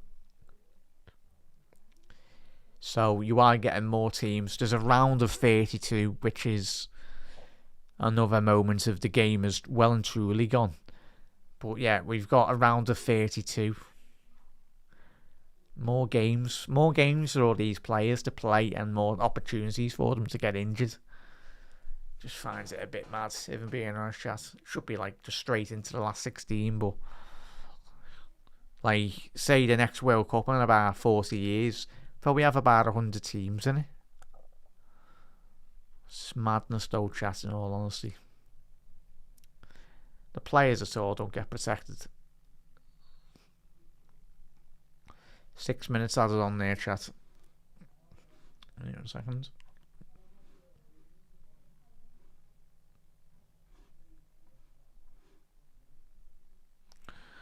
Big save by the Qatar goalkeeper.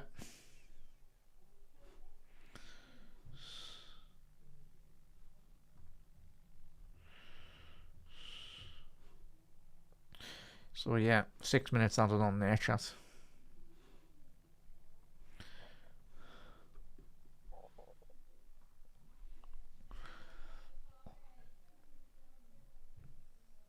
So yeah. Ball into the box for Switzerland. Comfortable for the Qatari goalkeeper. Yeah, chat. So what's been your favourite game so far at this tournament? I think obviously the game of the tournament so far, I think must have been the USA game. Sadly, I didn't watch that anyway, but I've seen the highlights. Some very cracking goals in that one. But obviously that has been the highest goal scored, the highest amount of goals in a game so far in the tournament. Only been going a couple of games, so expect that to certainly be eclipsed very soon. A score of that standard, but there's a bit of space here for Qatar. Lovely ball down the left. It's an awful touch, and it is going to be a goal kick there, but an awful touch by the Qatari fullback. I'll tell you what, it was a fantastic original diagonal switch. Really opened up the left-hand side, and there was a fair amount of space to get at there from Switzerland's right-hand side of their defence.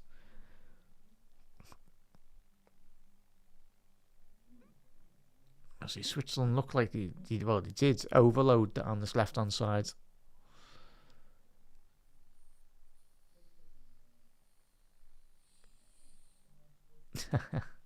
So,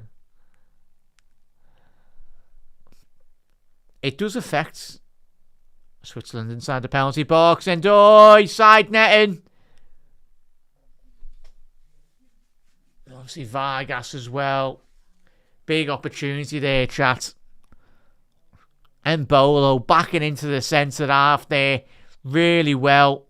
His awareness to know where Vargas is. Should be at least hitting the target, but a very fine save by the Qatari goalkeeper. But if I'm being honest, Vargas should have made that 2-0 to Switzerland. So we got 3 minutes left of the allotted 6 minutes added on. Onto the box. Switzerland's clear by Qatar. And it is offside. Nothing he's saying. Was there a foul in the build-up? Didn't see a foul there, but yeah. Will Switzerland be ruining these missed opportunities? Yeah, it looked like it was just about narrowly, on that replay. I do think it was just going wide, but the goalkeeper didn't know too much of it. Just getting an outstretched left boot on that, putting it behind the goal. But a player of Vargas's quality should be, in my honest opinion, putting that into the back of the net.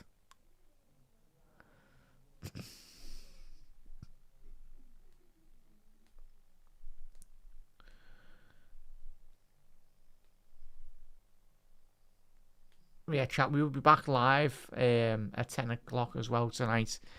We'll be covering the Brazil versus Morocco game as well.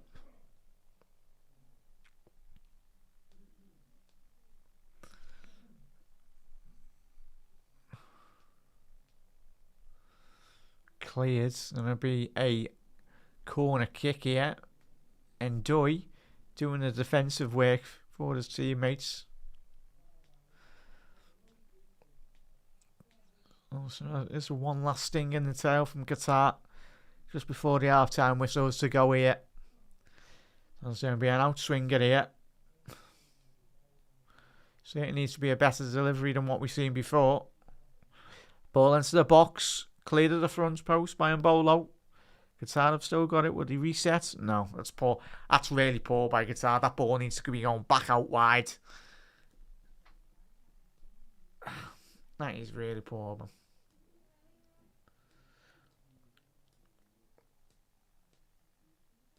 tell you what, I've been a bit surprised by. I'm going to be honest, chat. I thought Switzerland at this point, 50 minutes into the game, I thought Switzerland would have ran away with it in all honesty, but they haven't at the minute.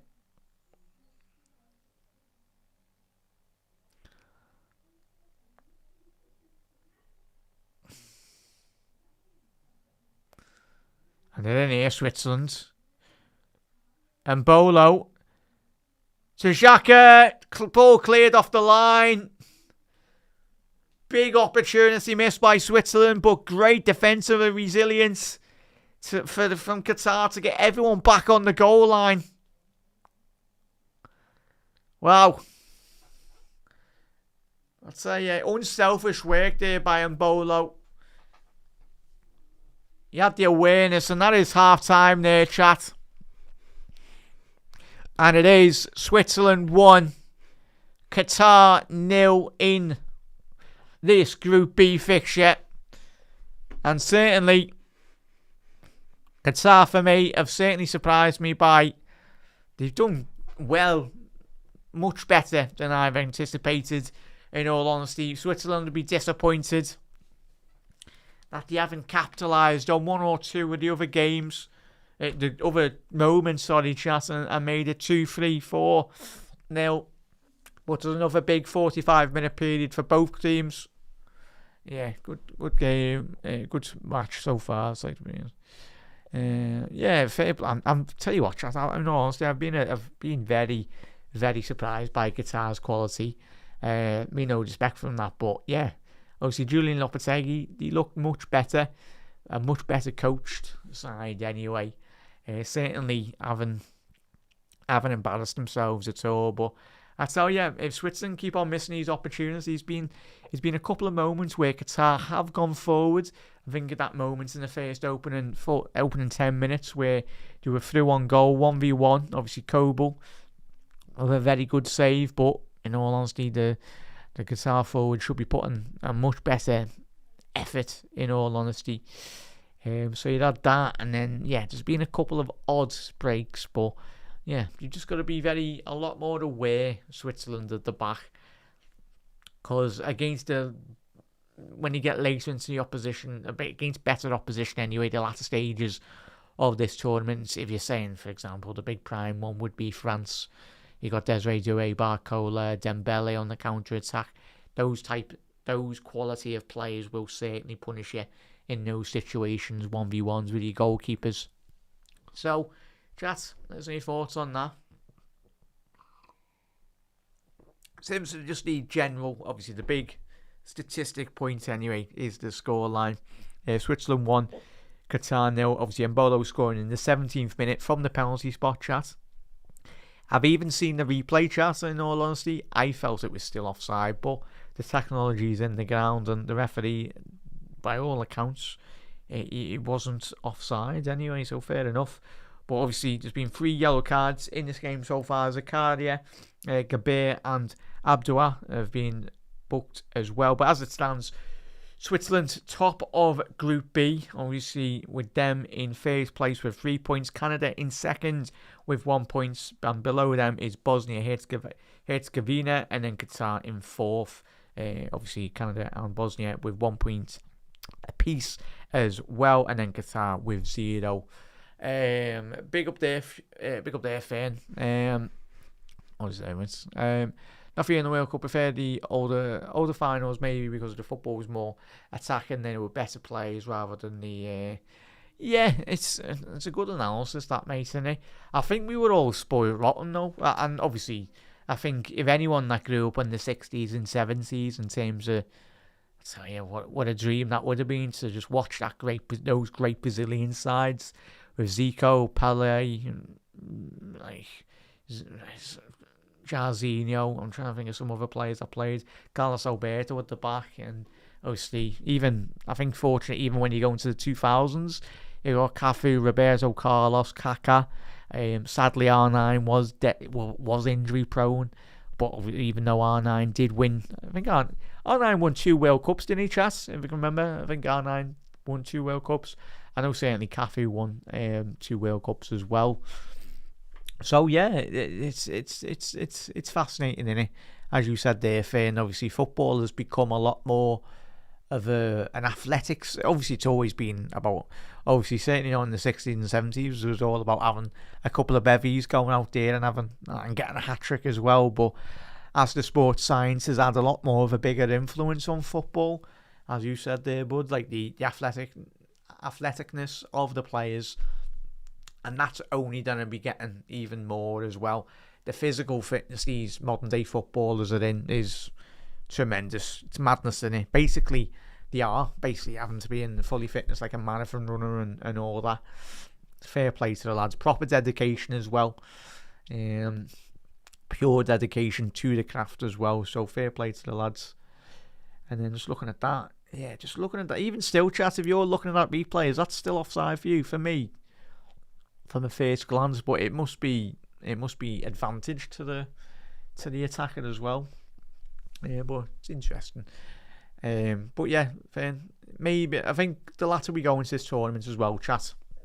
And let's not forget, it was the Qatar final. Obviously, France versus Argentina. That was a fascinating. I remember doing the watch along all those years ago, anyway, and that was a fantastic final.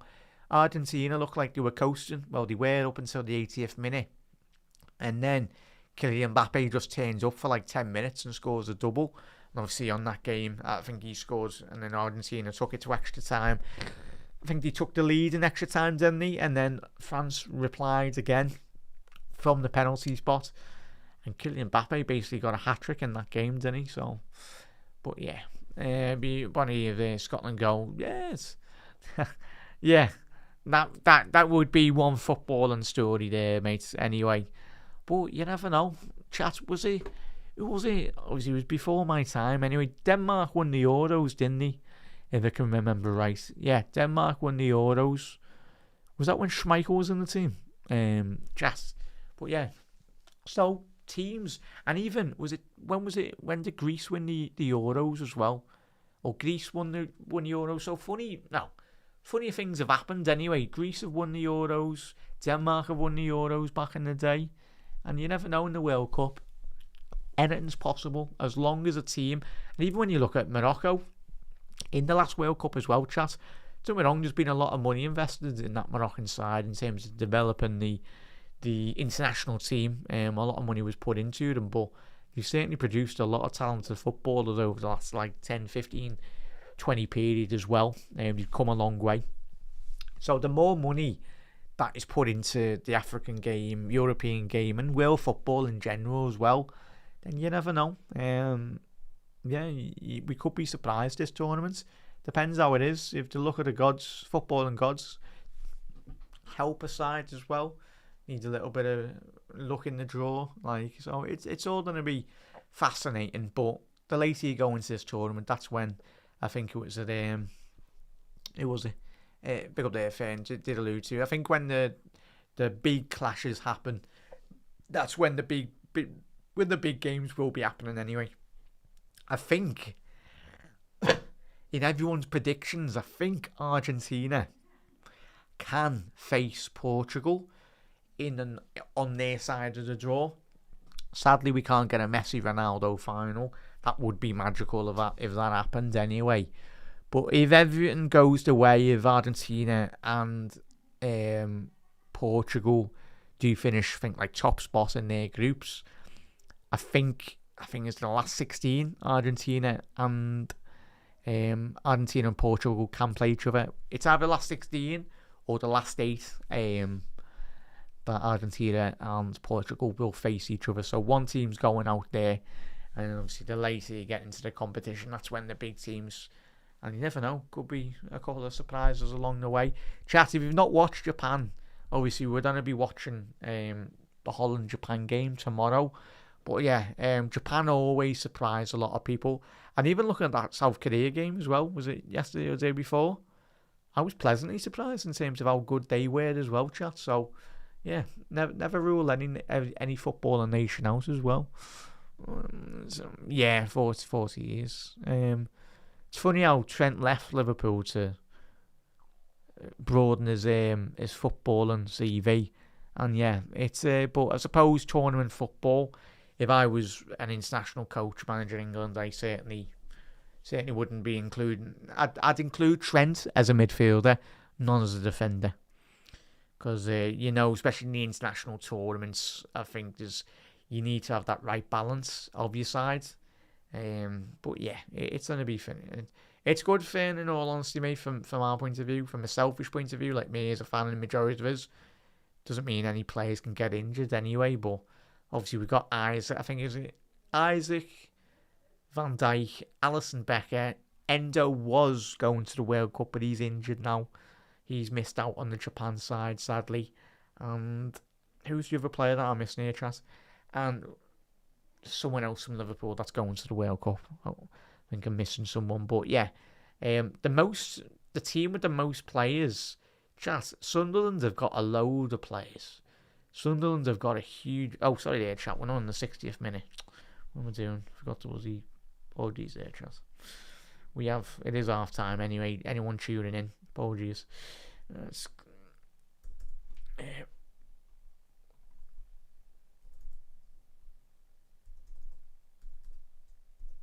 So there you go.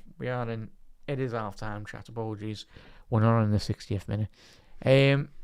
But yeah, so yeah, it's from a selfish point of view, mate. I'm not too bothered. The main thing is we are the players, the lads from our point of view from Liverpool that go to the World Cup, hopefully retain fully fit as well. So yeah, it's going to be interesting. As I said, I think Sunderland have got I think the second or third amount of players going to this tournament. I know Arsenal have got quite a fair bit, and City have got a lot of players as well. So you never know. Like, it's such a demanding league, not just for Leeds, Liverpool, Sunderland, every single team. Like, that's one of my biggest gripes, probably, like all of us as well, though, chat. And everyone goes, footballers, they look after themselves well, they get paid a lot of money, but I think the amount of games every football team's playing, especially in Europe as well, it's impacting the quality of the game, if I'm being honest. Like, the quality of games that we're all watching of our own teams making a big impact in terms of the overall quality level, I do feel. But yeah, just no rest for any of these players, sadly. No, Jenny's not being included, mate. He's in and around the squad. Obviously, he's on the peripheral, but he's being involved, which is good. He's not obviously included in the side, but I think that's going to be giving him the world of good. You don't have like a player like the senior lads, obviously Henderson, and the other senior lads looking after him, but Hendo being the ex-Liverpool captain as well, and obviously Sunderland, not Sunderland. I think he used to be Sunderland captain, didn't he? And I think he's Brentford's captain now as well. So yeah, Jordan will be looking after them, but it's going to do him the world of good in terms of him maturing, Rio, on the pitch and off the pitch as well. He'll be learning. He'll be like a sponge in it. But again, pretty sure there'll be hopefully many World Cups for Rio on the horizons. Obviously, I was watching a video today of was it Rooney, the Rooney podcast, and the ads was it Jermaine Defoe and Theo Walcott on, and Rooney is despise him as a player because he played for that lot down the motorway. But as off the pitch, he seems like a funny bloke, really. But you should joking about it. But he was saying then, obviously, with Theo Walcott, I think Theo Walcott got called up, was it when he was 17? And even Theo Walcott said at the time on the podcast I was watching today, even he said he didn't feel that he wanted to go to the World Cup. He said, even Theo Walcott's own words, he didn't deserve to get called up. I think that World Cup, I think it was 2006 World Cup. I think, yeah, so Walcott on that podcast today that I was watching said he didn't deserve to go. And I think it was Defoe that missed out on team selection as well for England. And yeah, so it's one of them, chatting it. That's the good thing. Even if you are missing out on the squad, it's not like back in the day in the 2000s, 2010s, where I think you had like your cliques, your Manchester United players, your Liverpool players, your Chelsea players, whoever. But now it looks like they are a bit more pally with each other, and obviously with Gerrard Lampard and obviously Scholes and the other England lads, but that's certainly, if England want to be winning the World Cup, it needs to be more of what they are doing now at the minute, more of a bonding exercise in terms of being mates with each other. Obviously, when you go to war with each other in terms of the Premier League, obviously you can switch off that and just focus on the games. But from an international point, I think if England want to be successful, I think more of that really needs to continue. So Australia, Turkey, chat. Apologies, that's at 3:30 in the morning. I will be not doing that game anyway. I'll be El Kippo as well. Our side in Liverpool in the 70s were class. Only had one sub. Yeah. Legendary Leeds team, mate. A lot of games we were both, done well with. Can't watch without thinking of Dan. Can't you? Wayne Rooney. Of course. Of course. Yeah, Darren Farley's Clash Chat, if anyone's not seen his YouTube channel, does fantastic impersonations. So get the first sign then. Jen, hopefully when the window opens, mate, in all honesty, not just for Liverpool, but for other Premier League teams as well. I think it's difficult when all our players are at the World Cup, and especially players that you want to sign for your team. I think soon as the World Cup's boxed off, and even some teams are getting knocked out, then I think you will be seeing more stories for every single football club, not just Liverpool. So, chat, we are very close to kicking off the second half. If you haven't already done so, do drop a like on the video. Massive thank you that everyone already has as well. And I know we're a Liverpool channel anyway, chat, but everyone's welcome. Just talk football. We all love football anyway at the end of the day. And we are ready for the second half here for Qatar versus Switzerland. Switzerland will be open to get that second goal as quickly as they possibly can. Still waiting on the penalty spot here. And it is second half. Qatar doing what Liverpool do here, chat. Putting the ball into the corner. Basically like a rugby game where you're just kicking out for touch, is it? Phil, I'm not too sure if he's retired, lads. I think he might have come out. He might have come out and retired, mate. I'm not 100% on that, mate. Sorry.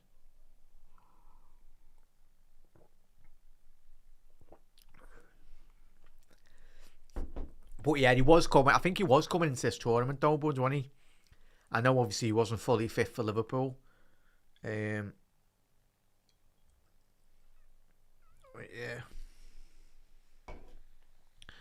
But yeah. Probably. How old's Endo now, though, chat? He must be about 32, 33, is he? Or is he a bit more younger? Not too sure. But yeah.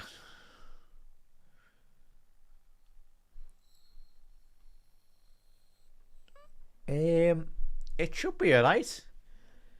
As I said, I think we're funny in England, aren't we? We're honestly, we are funny in England. Shows all of us. When we have a bit of hot weather, everyone in England just moans. Like when there's a bit of heat. It's like, hang on. Loads of people go away from England, like to Spain and all that, just to get a bit of sunny weather. But yeah, if there's a bit of hot weather in England, everyone moans. And there's a sudden shortage of like fans as well, and everyone goes out and bloody goes mad to try and get a fan. Yeah, it's going to be a free kick here. Switzerland shooting from right to left here, Chassans. Qataris from left to right. Qatar. Yeah, Jenna will be. Obviously, we're doing the Brazil-Morocco game. What's that? That's a. I might start the Brazil-Morocco stream maybe 15-20 minutes a bit later, check, because I need to schedule the Scotland as well, the Scotland game. But yeah, we'll be doing the Brazil watch along chat and the Scotland one as well. Ball into the box here, and a big opportunity there from Switzerland. Big opportunity missed. Nearly made that 2-0. Big opportunity missed. Oh, it's going to be a corner for Switzerland. It's going to be an in-swinger.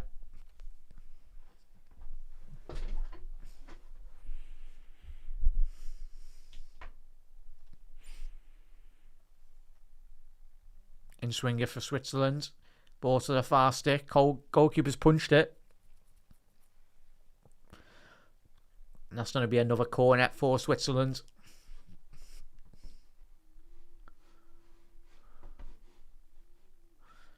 Happy days there, Andrew. Hope you all, mate. Nice one for tuning in, bud. I'm not doing too bad, thank you. Spider-Man, what are you saying? Spider-Man movie will top. Last one, No Way Home. Is that out next month? That'd be good, that Ball into the box here. By Switzerland. Onto the edge of the box. Xhaka. Over the bar there. He's appealing for a fingertip over. But I tell you what, we know he's got a rocket in that left foot. I tell you what, that should be a corner, that. I tell you what, it's a fantastic save by the Qatari goalkeeper. He got fingertips on that, and I tell you what, if he didn't get fingertips on that, the Qatar goalkeeper, I think that might have just squeaked in. Certainly would have hit the post, the crossbar at least. But again, you can't be giving Granit Xhaka that time and space on the edge of the box. He's got a rocket in that left boot.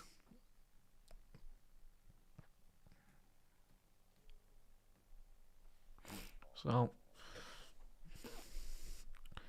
Rodriguez trying to play that ball in behind from Bolo there. Oh, he's done well there, Vargas. On the byline, down the left-hand side. Cut it back to shift it onto his right boot. Good block by the Qatari right back. Ball into the box here for Switzerland. It's fell to Dan and Doy. It's going to be a corner, I think it should be. Yes, it is. So I swear that is a corner.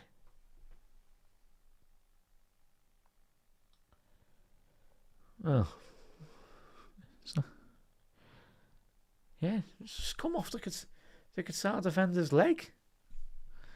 I'm online now. Have you missed that one? I say, Jen, I'll pose that to you and anyone chat. They might be in here. Switzerland. I'll get back to that in a second, Jen.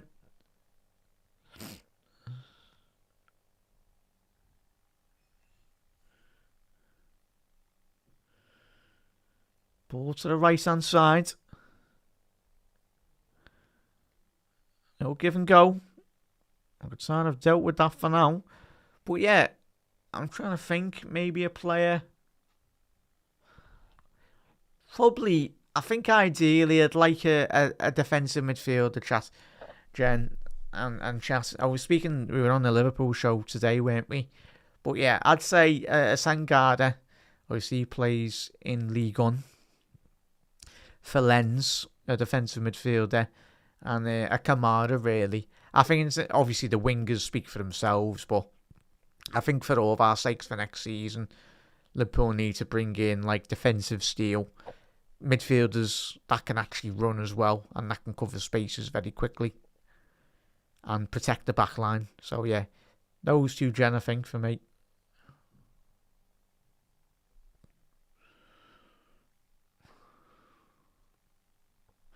So it's a free kick here for Switzerland.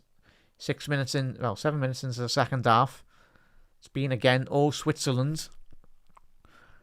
Ball into the box. It's going to be a corner, that one, on that occasion. Akanji's appealing for something. The Qatari centre-half saying that he used his arm. Did he? Yeah, no, I don't think he used his arm there, fella. He done well to stay tight to him there. Rodriguez with a ball in.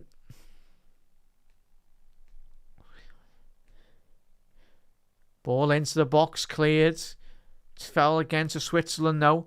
I'll post that back to you, Jen, or chat anyway. Is any players that you might have seen in the World Cup? That's the great thing about the World Cup, though, chat, or even like a Euros. Joe, when we're watching some of the, for me, like even like I don't know, apologies, don't know many, if not any of the Qatar players. In all honesty, or there's some other nations out there that I'm not too well adversed at knowing. So yeah, it's one of them. In all honesty, but it's great to find out like some new players that you're not too aware of, and you never know if a player has a good World Cup, then you never know who's watching you as a player. So could be good. If I mentioned that on the mentioned that anyway, but looking like yeah, it might be a bit of a media headline magic, as you say.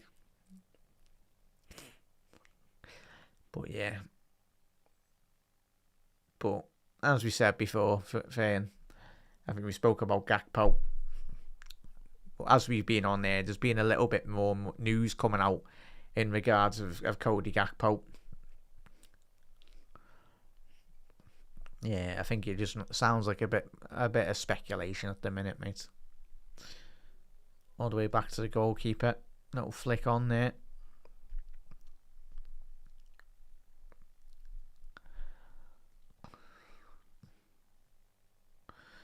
Switzerland is just a bit of a loose game at the minute in terms of, yeah, Switzerland have been dominating possession going forward as well, but I think you just need to grab this game, scruff of the neck, and really get that second and put that third goal into the back of the net and put the game to bed, in all honesty.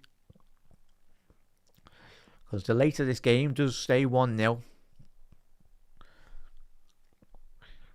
the more hope that grows in this Qatar side.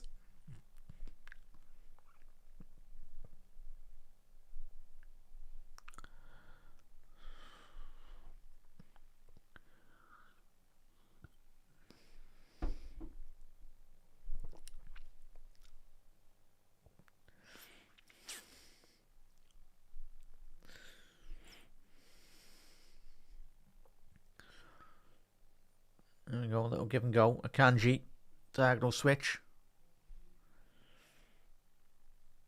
Come on, move that ball quicker, lad. There's a bit of space on the edge of the Qatar penalty box here if they can move it quickly. Ball into the box, cleared by Qatar. Possible breakaway if they can get it right. Afif, he's just turned into trouble there though. He needs, it's a poor touch. Poor touch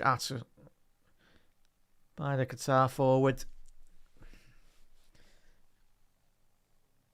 Again, another long searching ball for Switzerland. Can he keep that in? He has. He's kept it in for a throw-in anyway. And you'd expect Switzerland to be a bit more higher, pushed up the pitch. Try and keep them in that corner, not allow them to play out from the back.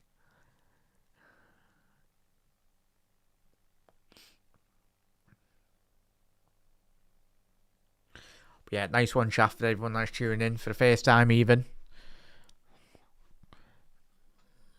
Possible breakaway here.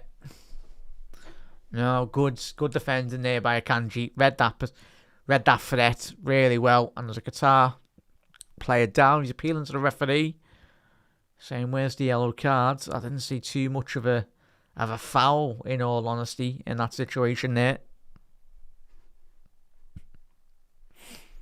So a little look at that. Yeah, it's the coming together. Yes, it's foul, but nothing malicious at all in regard to that challenge from both of the players.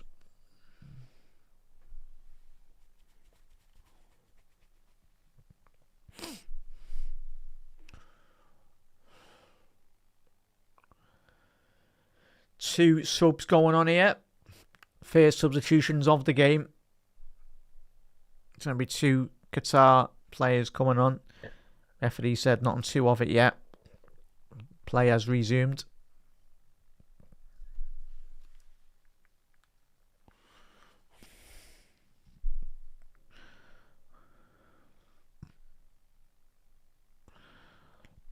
Ball down the right hand side. Zakaria.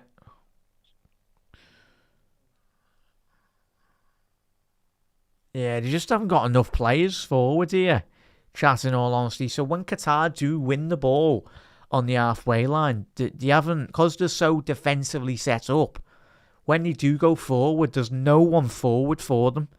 There's only a case of a fifth and one of his other teammates anyway.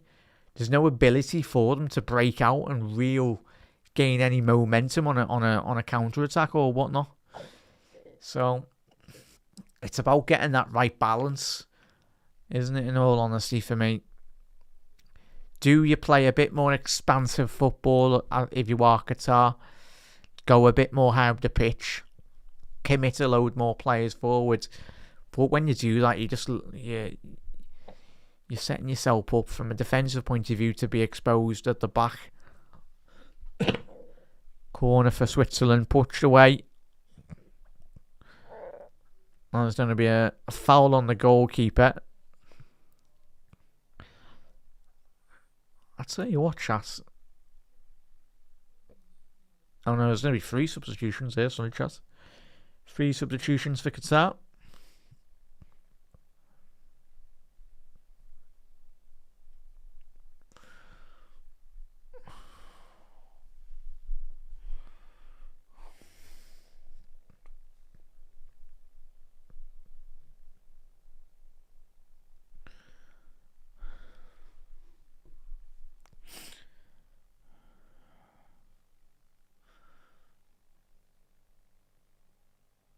Yeah, Yusuf, Gabe and Luli coming on.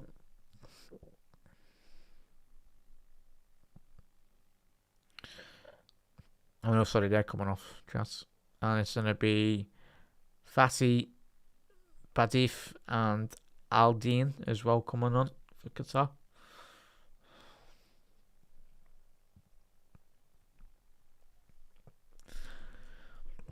Already chance make those subs.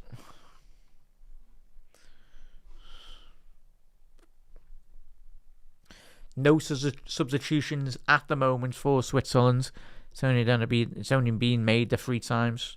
3 subs for Qatar.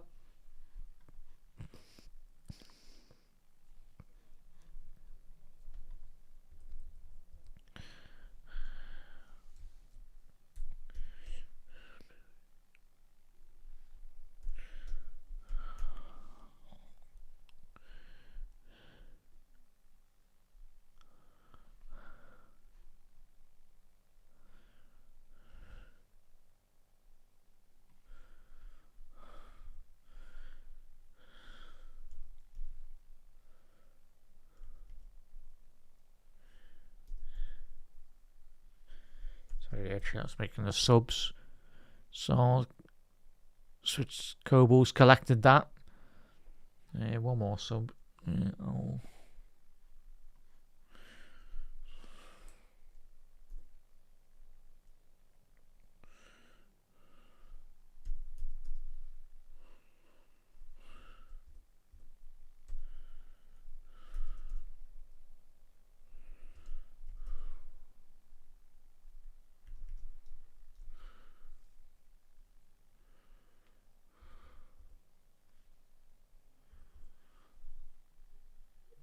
There's going to be a free kick for Vargas on the edge of the box. There was a little moment there that it might have been a penalty, but yeah, luckily enough for the Qatar defender, he's brought him just outside the penalty box there. Would have been a bit silly just to give away a foul. Yeah, no, it's going to be a free kick for Switzerland in a very promising position. Left-hand side the penalty box.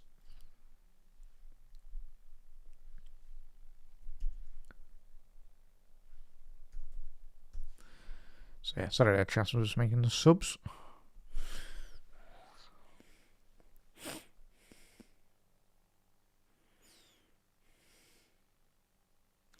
So 62 minutes gone here, chat. Vargas, you'd expect him to go for a shot on goal here. That front post is looking a bit appealing. No, he's went short. Rodriguez fell to him. No, Qatar have done enough to get away with that. Enjoy. Looks like he's in an offside position, but the referee's no flag gone up. Play still resumes. a bit surprised Switzerland haven't put that ball back into the mixer. Yeah, Scouts, we've got a pre-season, mate.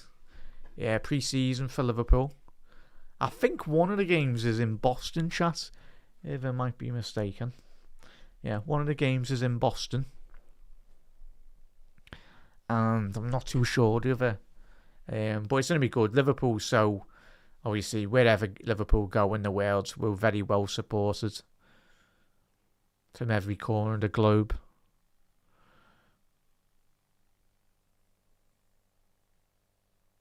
So, yeah, ball over the top. It's going to be a foul? No. It's going to be a Switzerland throw in just over the halfway line, down this right-hand side. So it's going to be fascinating the next 10-15 minutes. Qatar surely have to be pushing up a bit more. Obviously, XG for Switzerland has been 2.32 to Qatar's 0.45. So they've had big moments in this game, Switzerland, but just haven't capitalised on them.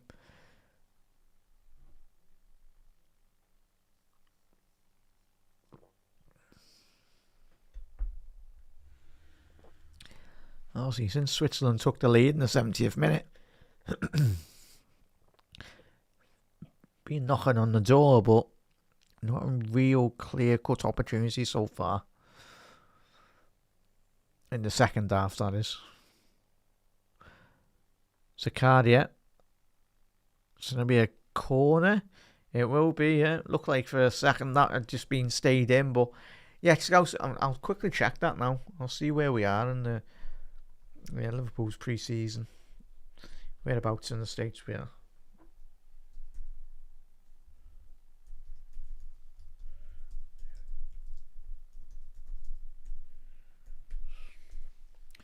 So there's two Switzerland substitutions there.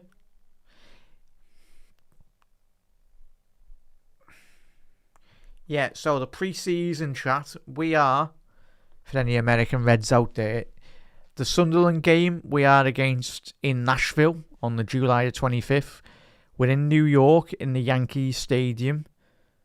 We're against Wrexham. Punched away by the Qatari goalkeeper. It was a deep cross, that. And then, funnily enough, there, Fane, we're playing your lads at Soldier Field as well. Soldier Field. That is in Chicago. Yeah, that'll be it there. So, yeah, be very expensive for any Reds to go and watch that anyway. But for the American Reds or anyone travelling to those games, it'll be another big opportunity for to watch the Reds. And one man's out.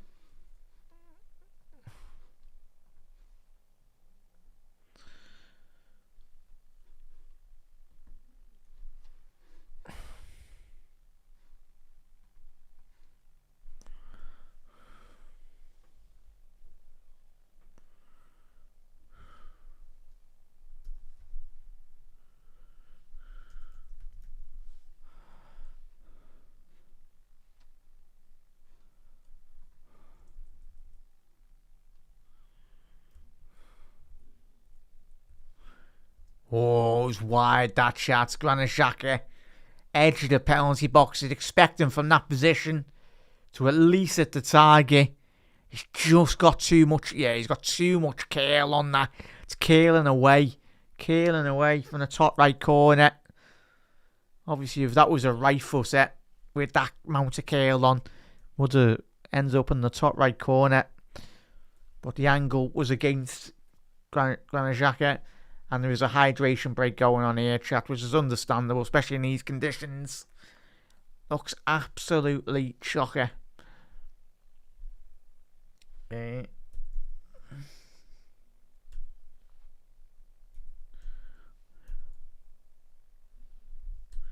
So, Manzambi and Fabian Ryder coming on for Dan and Doy and Michael Elpshire as well.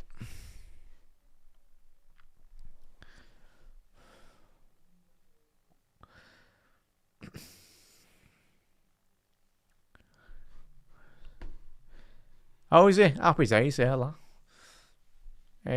So the field is the home of the team everyone knows. Chicago Bears. Yeah. Chicago looks like a nice place. Obviously, big historic music scene as well. Chicago. Well, all across the states anyway, innit? Chicago, though. I think Boston. I think the Boston area. Obviously, a load of Irish in Boston. But I think it's like the Blues as well. Is it Boston? Obviously, the Blues was big in loads of American states, but yeah. But yeah, chat. 22 minutes left to go in this game, everyone.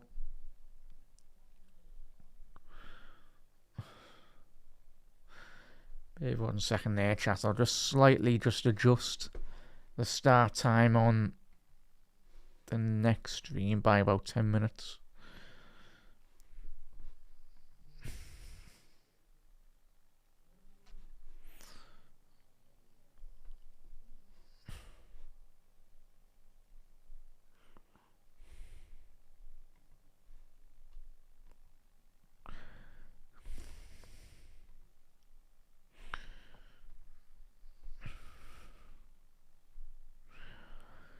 Yeah, just keep on getting those likes up, everyone. Much appreciated. Big support on this show today, everyone. Very much appreciated. Thank you very much, everyone. One of the biggest lives we've done in a long while on the channel. So if you're still in the live, everyone, very much appreciated. Thank you, everyone. Yeah.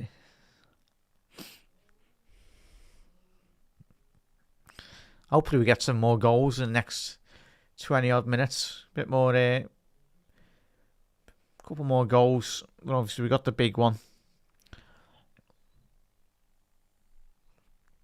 I think there's a bit of is it Whitney Houston going on here? So you've probably got commercials. You've probably got apps. You got music playing as well. You don't get this in the Premier League. I'll tell you that now. Is it Whitney? I don't even know whoever the artist was.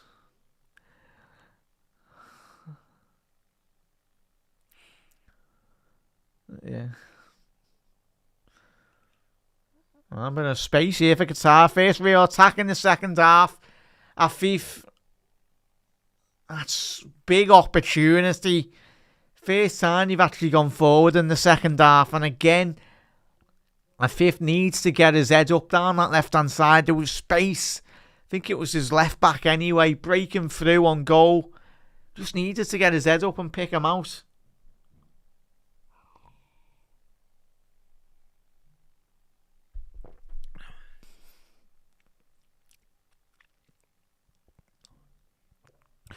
Lovely exit on the turn there. Switzerland on the edge of the box. An integral interception. I tell you what, that was a fantastic touch. It was Mazambi there, sorry, chat, for Switzerland. Little swivel on the ball. And yeah. But yeah, Fraudlet as well. Nearly creating that bit of space.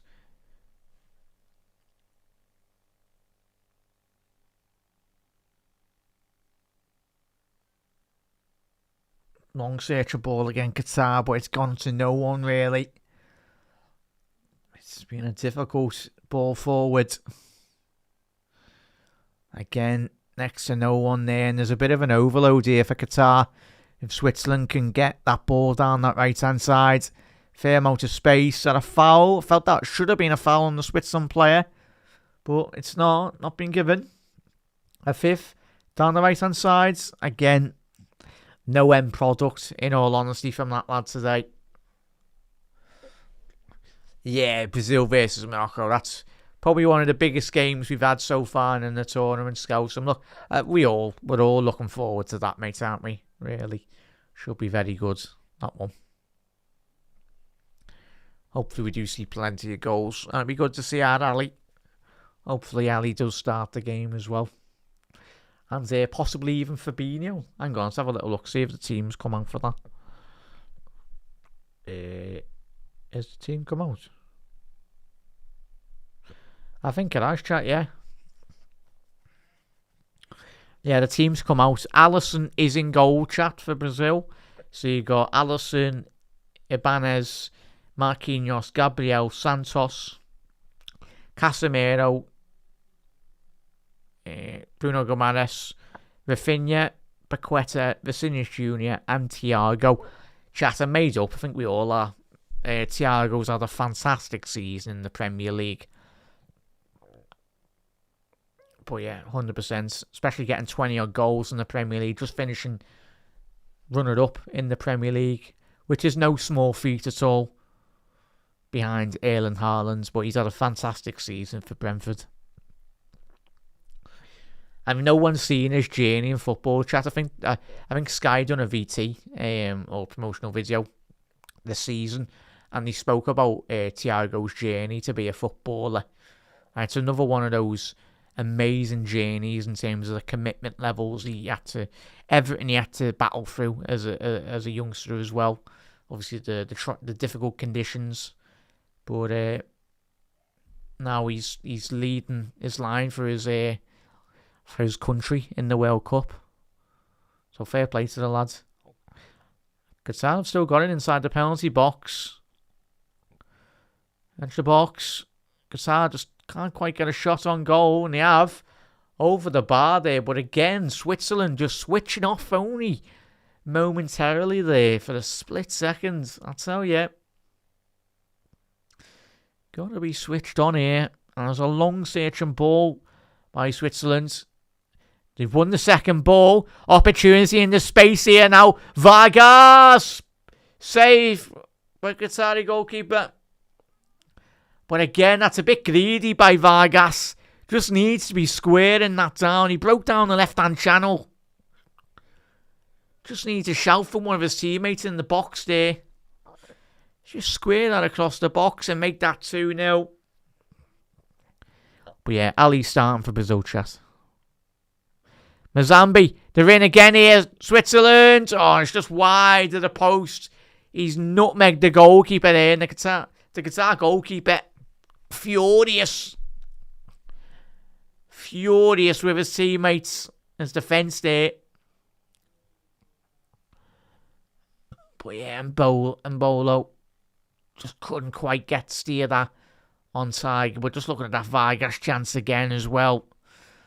Just needs to square that, in my honest opinion, across the box. Happy days there, la. Yeah, it should be a good game, mate. And yeah, hopefully we do see a lot of goals. Looks like, yeah, Brahim Diaz is starting for Morocco as well. And Bouadi, a player again, chat. A player that has been linked with Liverpool. The Moroccan defensive midfielder. Or centre mid, he is. But yeah, these Mazraoui, Hakimi's playing. Diop, Riyad, and Banu as well. So they got a couple of good, decent players. Morocco, chat.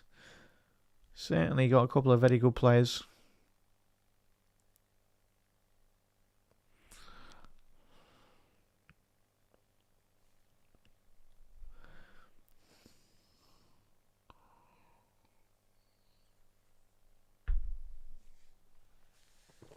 Ball into the box. I tell you what, chat. Aldine at the far stick. Yeah, I don't know why he didn't go for that. He just dropped off. But he was under no pressure from one of the Switzerland defenders. Yeah, he must have got a shout from one of his teammates. Yeah, where to be playing someone all that. And we'll be able to actually watch Wirt in a proper system for Germany. He's like their star talisman, isn't he? Yeah, we'll do well. Yeah, he has, Phil. He's had a very good game, mate. Certainly kept the score line down anyway, to say the least, but he's been very active, hasn't he? Let's have a little look. Too much power on that over the ball. So it's a goal kick for Qatar. Let's have a little look at how many. So in terms of Yeah, Switzerland have had 22 shots here, chat, and they've had 7 shots on target. And again, you look at Qatar, only 2 shots on target in the whole 78 minutes gone at the minute.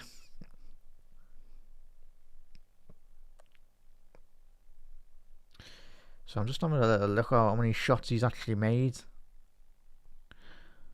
Even though he did concede the penalty as well, chat, let's not forget. But in terms of, yeah, shots faced, a 1.47 shots on target.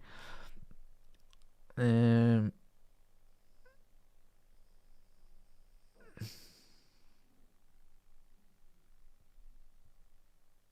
yeah, 5 big saves in this game so far from the Qatar goalkeeper.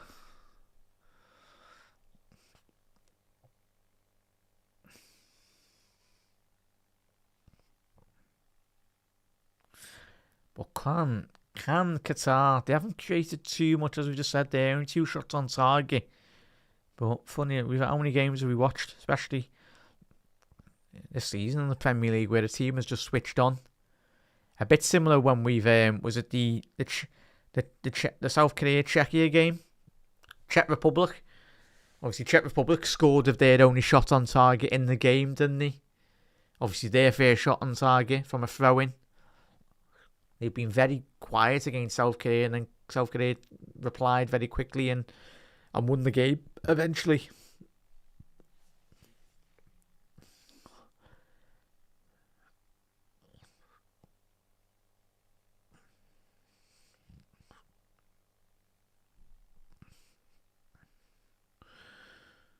Yeah, Switzerland down the left-hand side here. So Switzerland have had the far superior moments within this game.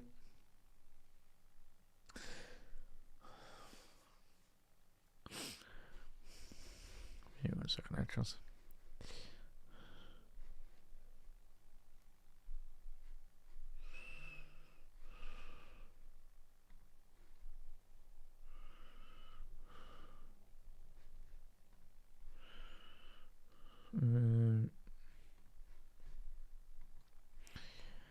Sorry, Chas. Yeah, so chat, the stream will be starting at 10:15. The Brazil versus Morocco. So yeah, we'll be live at 10:15, chat, and then get some scram down me, and then I'll schedule the Scotland game as well a bit later. So yeah, obviously the games tomorrow. Obviously the Scotland game will be covering, but we won't be doing the Turkey game. Too late that. But we'll be doing the Germany one and the Netherlands and Japan. Manzambi shot wide there, very close. And the Switzerland forward. So yeah, he's put his foot through that well and truly. But thankfully, the Qatari defence will be very happy with that. That he's just dragged it ever so wide. Yeah, he's a good 2-3 yards wide of the left hand post there. But yeah, Switzerland's number 9. He's got a good enough connection on that. Just lacking the direction, in all honesty. I think that would have been in the back of the net if that was on target.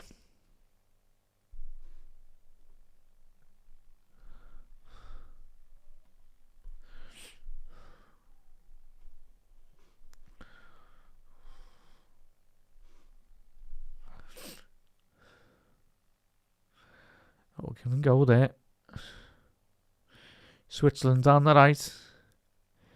Manzambi. He's losing it. Don't want to be losing that ball there, chat.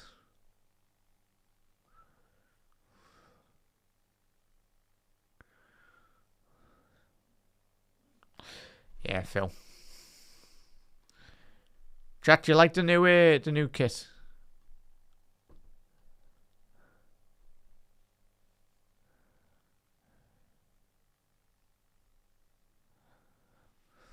What's that? Yeah, they'll have it, Andrew. They'll have it in the cinema, lads. Don't be worrying.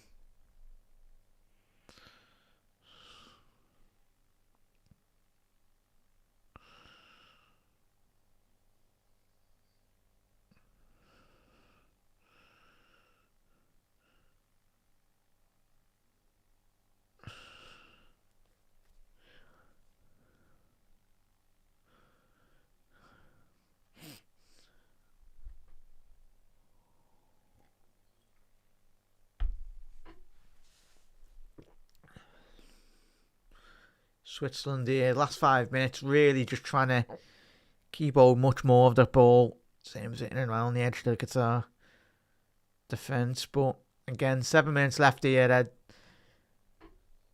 I'll say that's it. Or anyone watching anyway. But Qatar, they'll be hoping one next big opportunity. But he certainly don't want to be doing that.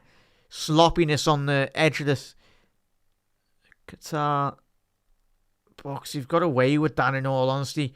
And they're breaking forward here. And that is a real poor ball. It was a big opportunity there for Qatar. That's what the forward's saying. Just slow the game down there. First time they'd actually opened up and got players further forward. And Bolo on the edge of the box. And Bolo, it's comfortable for the goalkeeper. It's the second touch evades the Switzerland forward. Needs a shout from one of his teammates. I think it was Vargas was behind him. Just needs a bit more of a better shout there, just to say back heel it or something. Just get that ball into the vicinity of the left hand. Left of the penalty box there. But yeah, it was a great first touch, but the second touch really let him down. And the third and fourth. Yeah, complete loss of control of the ball eventually. But they are knocking on the door here, Switzerland. I think there might be a second goal there coming. Switzerland. Regardless, even if it does finish 1-0. Oh, I might finish second. Might get the second goal here, I was saying. No. Another block shot by the Qatar defence. But yeah, in terms of goal threat at the top end of the pitch, Qatar have been quite poor. But from the way in which Lopetegui has set this side up, has been really good. Yes, they are getting beat, but from a defensive point of view, they've done their job resolutely, really.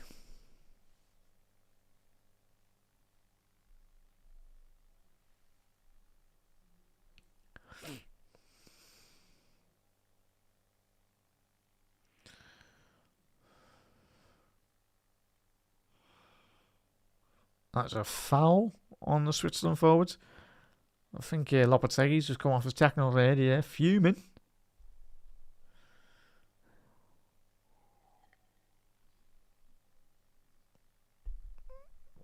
It's a quick free kick here.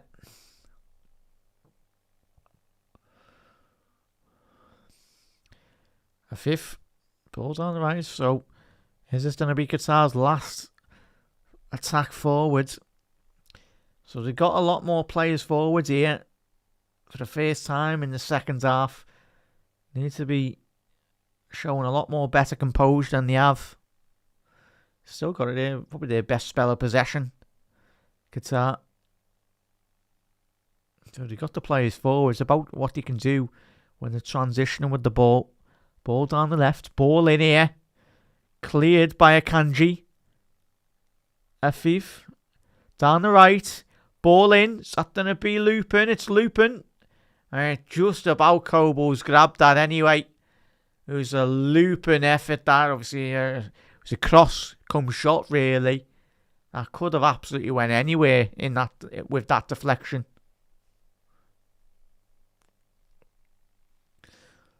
Yeah, Chelsea's fans of the new Liverpool shirts. It's not too bad. I do like it. Little throwback anyway to Liverpool's classic kits, isn't it? Rodriguez ball forward here for Switzerland. As I said, chat will be live at 10:15 anyway on the YouTube. We'll be covering the Morocco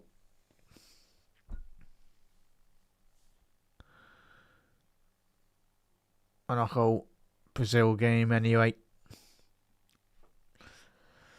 Didn't think it was a foul referee, no. I think someone's getting booked anyway. Someone's just trying to square up to the referee. I say what, he's went over the ball there. Look at that midfielder.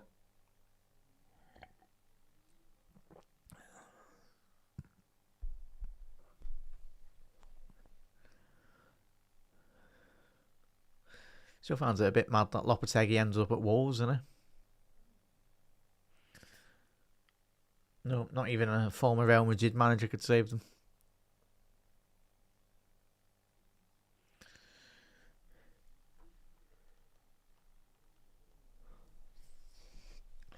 So Rodriguez is off. So it's a like-for-like switch down the left-hand channel. Yashavi coming on.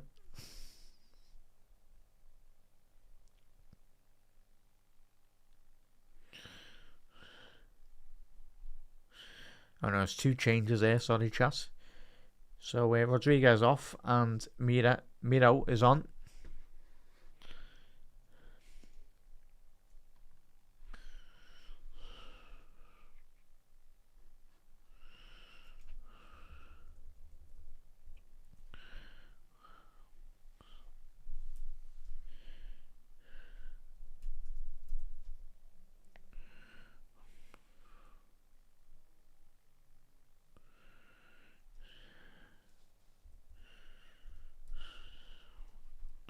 And a Qatar shot on target.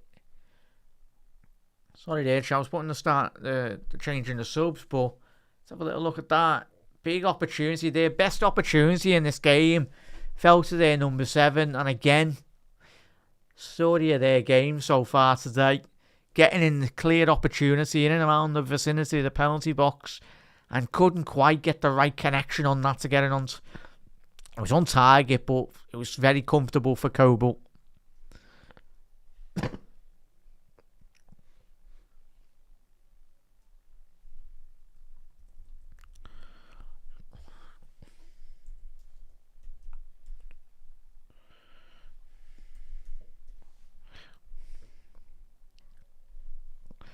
And Bolo got that overlap and run.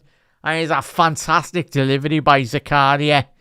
No one flying at the far stick or even in the centre of the penalty box there. It's a tremendous ball in by Zakaria. Just begging to be put into the back of the net at the far stick. No one was flying in there at all to put that into the back of the net.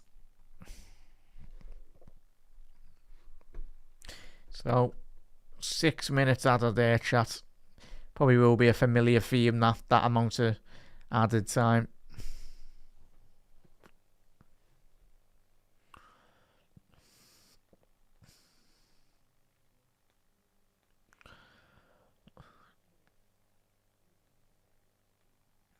But we played 1 minute of that allotted 6.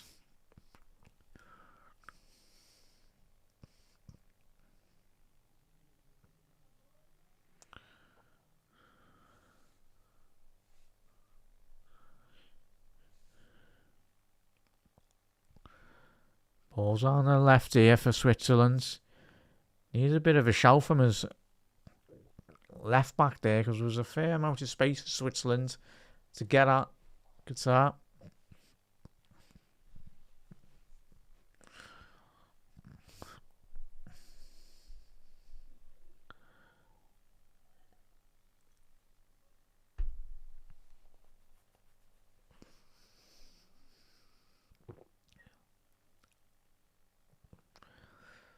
Yeah, very experienced side, Switzerland, in these international tournaments.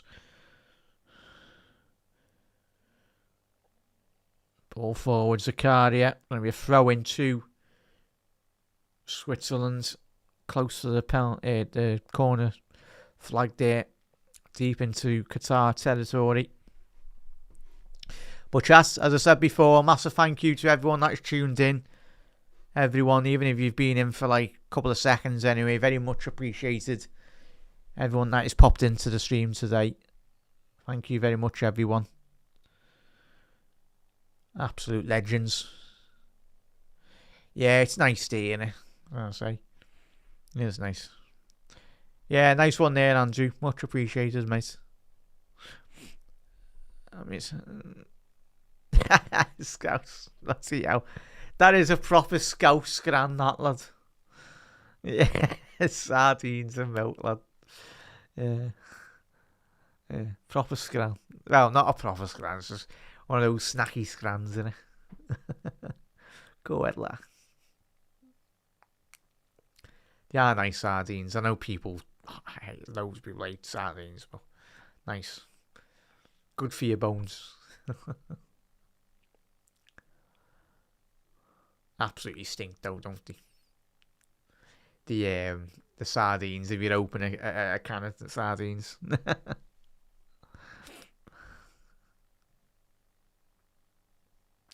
But yeah, 3 minutes left to go. Can Qatar get one more big opportunity? I tell you, I've been very, very surprised, but in a good way, of Qatar, if I'm being honest. I think defensively, they've been much better. I had Switzerland winning this game by at least 2-3-0, 4-0 even, but you never know.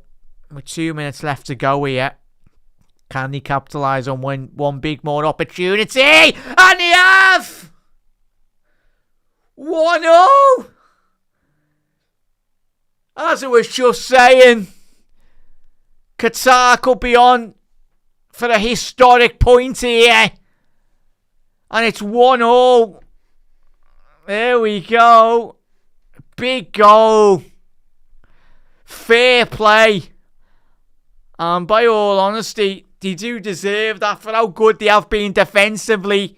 We said, chat, the later this game goes on and on and on, will Switzerland be punished? And they certainly have. What a big moment for Qatar. It's right, the lads. Ball into the box, have a bit of that. It's poor defending at the far stick. But the Qatari forward flying in. That's an excellent delivery into the box. And a fantastic equaliser by Qatar. A historic goal for Qatar. And just look what it means to the lads. And certainly a nation as well. Well in, fellas. But that is a sublime. First time in the second half, they've put a real ball of real quality. That's what they've missed all game. Just that final ball in. Because as we said in the first half, they've been getting through a couple of times.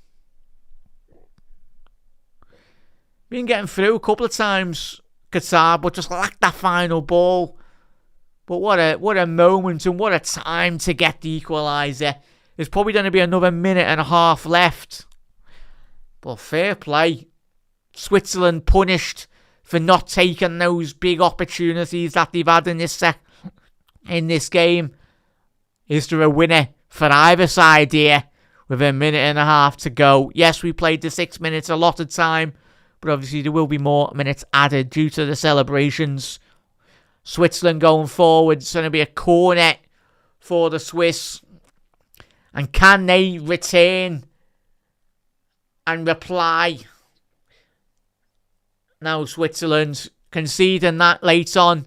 Is there a winner? Is there late drama in this Group B fixture? Ball into the box from Switzerland's away. It's gone back out to the Switzerland forwards. Ball into the mixer. Punched by the Qatari goalkeeper. And that is smashed in for a goal kick here. And it's a big punch out. I tell you, obviously he did give away. But I tell you what, Julian Lopetegui and the Qatar nation can be very proud by their performance today. I tell you, getting a point against Switzerland is no bad feat at all. But a huge historic point is on the cards if they can see the next 30 seconds left. And that is full time there, chat. Full time. A historic moment for the nation of Qatar. In an international tournament like a World Cup. But I tell you what, a fantastic game from them. Fair play to the lads. Any Qataris watching, well done the lads. And commiserations to Switzerland. Really poor at the top end. Switzerland not punishing. But I tell you what, Qatar held in there. And he got that equaliser. Well deserved. Look at what it means for them. But again, tell you, could Qatar be surprising here? Yeah, I tell you, Qatar can surprise us again, like they have in the first game. But Julian